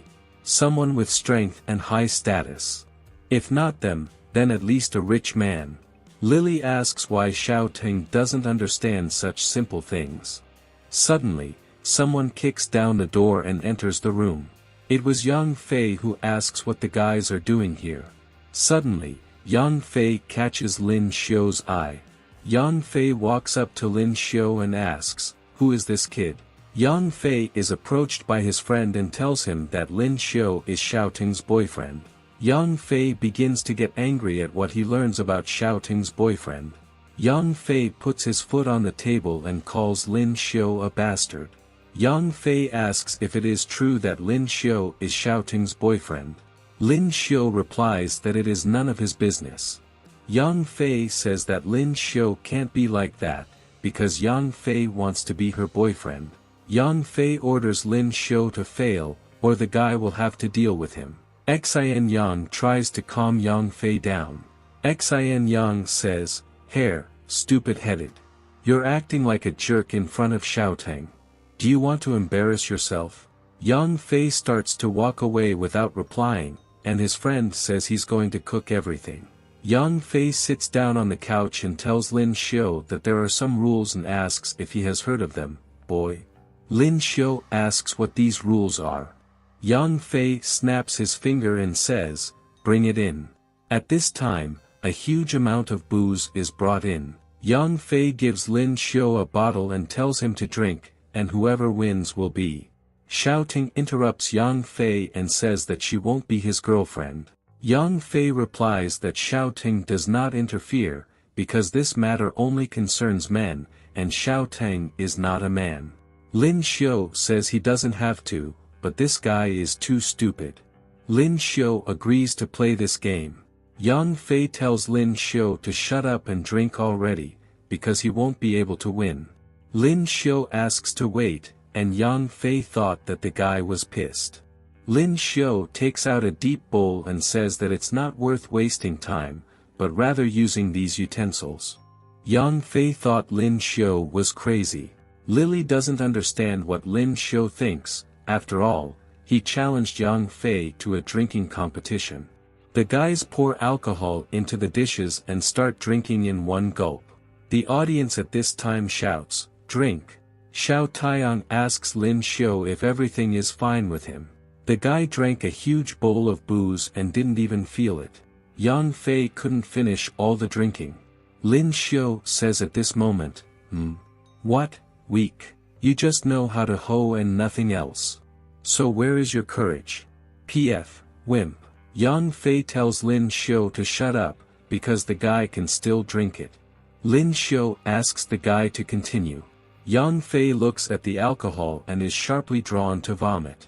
Yang Fei's friend asks if the guy is okay. Xin Yang asks if Lily thinks Lin Xiu is just an orphan. After all, you should not judge a book by its cover, and the guy knows a lot about it. Yang Fei is angry with the defeat and wipes his mouth. Lin Xiu thinks this game is useless. Yang Fei grabs Lin Xiu's collar and says, "Do you think you're better than me? You can't get away from me so easily." Lin Xiu tells Yang Fei to remove his hands, because he is a loser who has already lost. Lin Xiu ringed Yang Fei and put his face on the table. Yang Fei's friend doesn't understand what Lin Xiu is doing. Xiao Ting asks the guy to calm down. Lin Xiu lets go of Yang Fei, who is holding his hand in pain. Xin Yang didn't expect Yang Fei to do something so stupid. Xin Yang believes that Lily's classmate is not a miss. The guy asks where she dug up Lin Xiu from. Lily asks the guy to be quieter, because Xiao Taiyang can hear him. Xin Yang says that he doesn't want anyone to hurt himself, because he's a doctor. Xin Yang stands up and asks everyone to calm down, because it was just a misunderstanding. Yang Fei holds his hand and says that if he hadn't been dizzy, he would have beaten all the crap out of Lin Xiu. Lily says that Xiao Ting has a capable boyfriend. Xiao Ting is proud and replies that Lin Xiu is simply excellent. Yang Fei looks at Lin Xiu with hatred and thinks he is a damn little girl who will soon get from him. Lily asks Xiao Ting to go to the restroom with her. The girls leave at this time, and Xin Yang moves towards Lin Xiu and says that Yang Fei is just a complete problem. He has strong support. Xin Yang then asks not to say that he did not warn the guy. Lin Xiu thanks the guy, but replies that he can take care of himself. Xin Yang was unhappy with Lin Xiu's answer and said that he was trying to be friendly and did not understand why such a rude attitude. Xiao Ting and Lily go to the restroom, but a girl in a suit runs to meet them, pushing Lily. The girl accidentally caught a vase and dropped it on the floor. Suddenly, the vase shattered into pieces, and the girls were shocked by it. Girls begin to worry. Lily says she looks like she accidentally broke something valuable. At this time, Lily was approached by a guy. This guy was Wu Xiaolong, who looked at the girl angrily. The girls begin to apologize for breaking the vase. Wu Xiaolong's bodyguard says that the boss took this vase for $200,000. The girls were shocked and they heard about such a huge amount. Xin Yang calls Lin Xiu an idiot, because soon Yang Fei will definitely take revenge for this act. The girls and Xiaolong enter Lin Xiu's room. Yang Fei asks if Xiao Long has any problems. Xiao Long orders Yang Fei to leave immediately. Xiao Long pushes the girls. Lin Xiu is at a loss as to what's going on here and asks her to let his girlfriend go. Xiao Long asks if this is his girlfriend, because she just owes $200,000 for breaking an antique vase in his store. Xiao Long asks to pay immediately. Xian Yang was at a loss when he heard the sum of 200,000. Lily asks Xian Yang to save her. Xiao Long demands that the guy give the money, and if he doesn't, he will break the girl's arms. The girls begin to tremble with fear. Xiao Long looks at Xiao Tang and says that if she gives him, he will only allow him to repay $100,000. Xian Yang asks to stop, because he is ready to give these $100,000. The bodyguard takes Xiao Tang by the hair and asks if anyone will pay for her.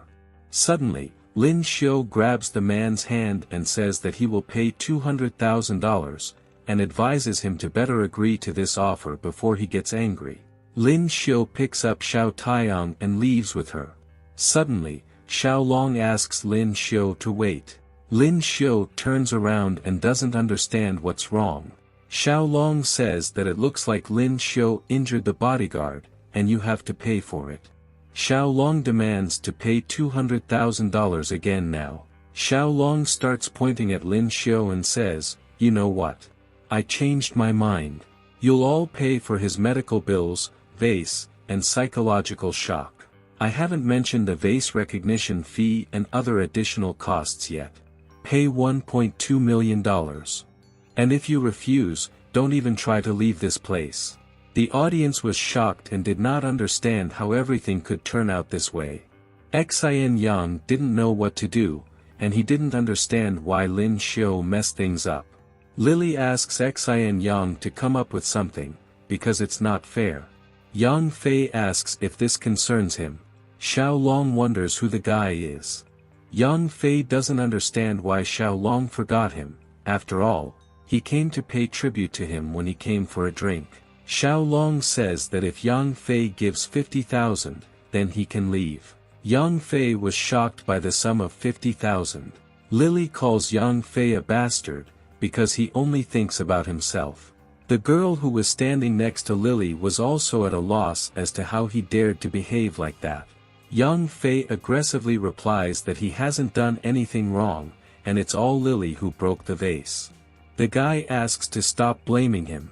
Lin Xiu asks, how can medical bills and everything else exceed $1 million? The guy demands to provide the rest of the evidence. The bodyguards look at Lin Xiu angrily and say that he is a corpse now. One of the bodyguards stabs Lin Xiu with a knife, but the guy jumps away and kicks the man who swung. From such a strong blow, the bodyguard breaks through the wall of the building. Lily thinks Lin Xiu is a reliable guy. Everyone was shocked by Lin Xiu's blow. Xiao Long is at a loss who this guy is. Xiao Long, in a panic, orders the rest of his men to deal with Lin Xiu. The three men go to Lin Xiu, but the guy easily handles them. Lin Xiu approaches Xiao Long and says, $1 million wound? Not even close. Small rabbits. Is there anyone else to play with? No. Then it's your turn. Lin Xiu punches Xiao Long hard in the face. Xiao Long falls to the ground. The bodyguards approach the boss and ask if he is okay. Bodyguards are asking for help as soon as possible. Xiao Long, with a broken face, says, You hit me. How dare you? Kill him. That's it, bang him. The bodyguards receive an order from the boss and head to the guy. One of the bodyguards pulls out a knife at this time. Lily, in fear, asks Xian Yang to see if they have knives. Xian Yang trembles with fear, and Lily doesn't understand what happened to him. Yang Fei is horrified at the thought that the men have taken out knives and thinks that they are going to kill everyone. Lin Xiu says that this is cool, and at this moment the man stabs with a knife, but the guy grabs the bodyguard's hand with a sharp movement and takes the knife from him. Lin Xiu picks up the knife and throws it toward Xiao Long. The knife is near Xiao Long's head and does not touch him. Xiao Long, at this time, begs for help in fear. The bodyguards, in fear, begin to run away. Lin Xiu only says with a smile, "Hey, have you already changed your mind about medical bills, small rabbits? Bye-bye." Lily starts clapping Lin Xiu and says that the guy was able to win. Xian Yang asks the girl to keep it a secret that he has a phobia about knives, so he did not become a surgeon. Xian Yang says that Lin Xiu is really good at fighting. Lily remembers that Xian Yang stood aside and was shaking with fear. Xian Yang tells Lily that it's time to leave, because it's not safe here, and these people can come back. Lily hits the guy's arm. Xian Yang is at a loss. What's wrong? Lily says that she wants to break up with Xian Yang. Xian Yang stands disappointed. Lily says that she is now convinced that Xian Yang would leave her without hesitation if someone attacked her. Xian Yang asks Lily to wait, but the girl begins to leave the guy. Lily repeats that she wants to break up. Lily asks Lin Xiu and Xiao Taiyang to wait for her. At this time, Xian Yang is sad and calls Lily. Lin Xiu and Xiao Ting leave the room. The girls in the costumes told them to come again. Xiao Ting asks if Lin Xiu is on his way to the capital. Lin Xiu replies that to be honest, he has to visit his grandfather, and then he doesn't remember anything. Xiao Ting asks if the guy's grandfather is his mom's dad. Lin Xiu replies that yes, and when he gets to the capital, you will need to meet him. Xiao Ting happily replies that he will go with Lin Xiu together. Lin Xiu escorts Xiao Ting home and asks her to hurry up. Xiao Ting says goodbye to Lin Xiu and says that she will see him tomorrow. Lin Xiu is standing near the road and thinks that he needs to find Wang Yang in the capital. At this time, a car passes quickly. Lin Xiu suddenly notices Miss Bai, who has been kidnapped and is being taken somewhere. Lin Xiu realizes that Miss Bai is in trouble and calls the first taxi she comes across. Lin Xiu sits down with the taxi driver and asks him to chase that car and go faster. The taxi driver replies, "Oh. Attempted murder? Did you get caught? Ha, you're too young to be one, damn. It's so cool. So who are we pursuing?" The taxi driver says he loves the night shift. Lin Xiu doesn't understand if the taxi driver is scared or overexcited, and asks the taxi driver to hurry up. The taxi driver replies in a frenzy, frightened. "You're kidding, aren't you? I need to hurry. Push it, baby. Buckle up, you son of a bitch. We're going to be at hellish speed right now." The taxi driver sharply presses on the gas pedal and drives at high speed, almost knocking down a pedestrian. The taxi driver starts laughing madly and asks, "Is it fast enough, stranger?"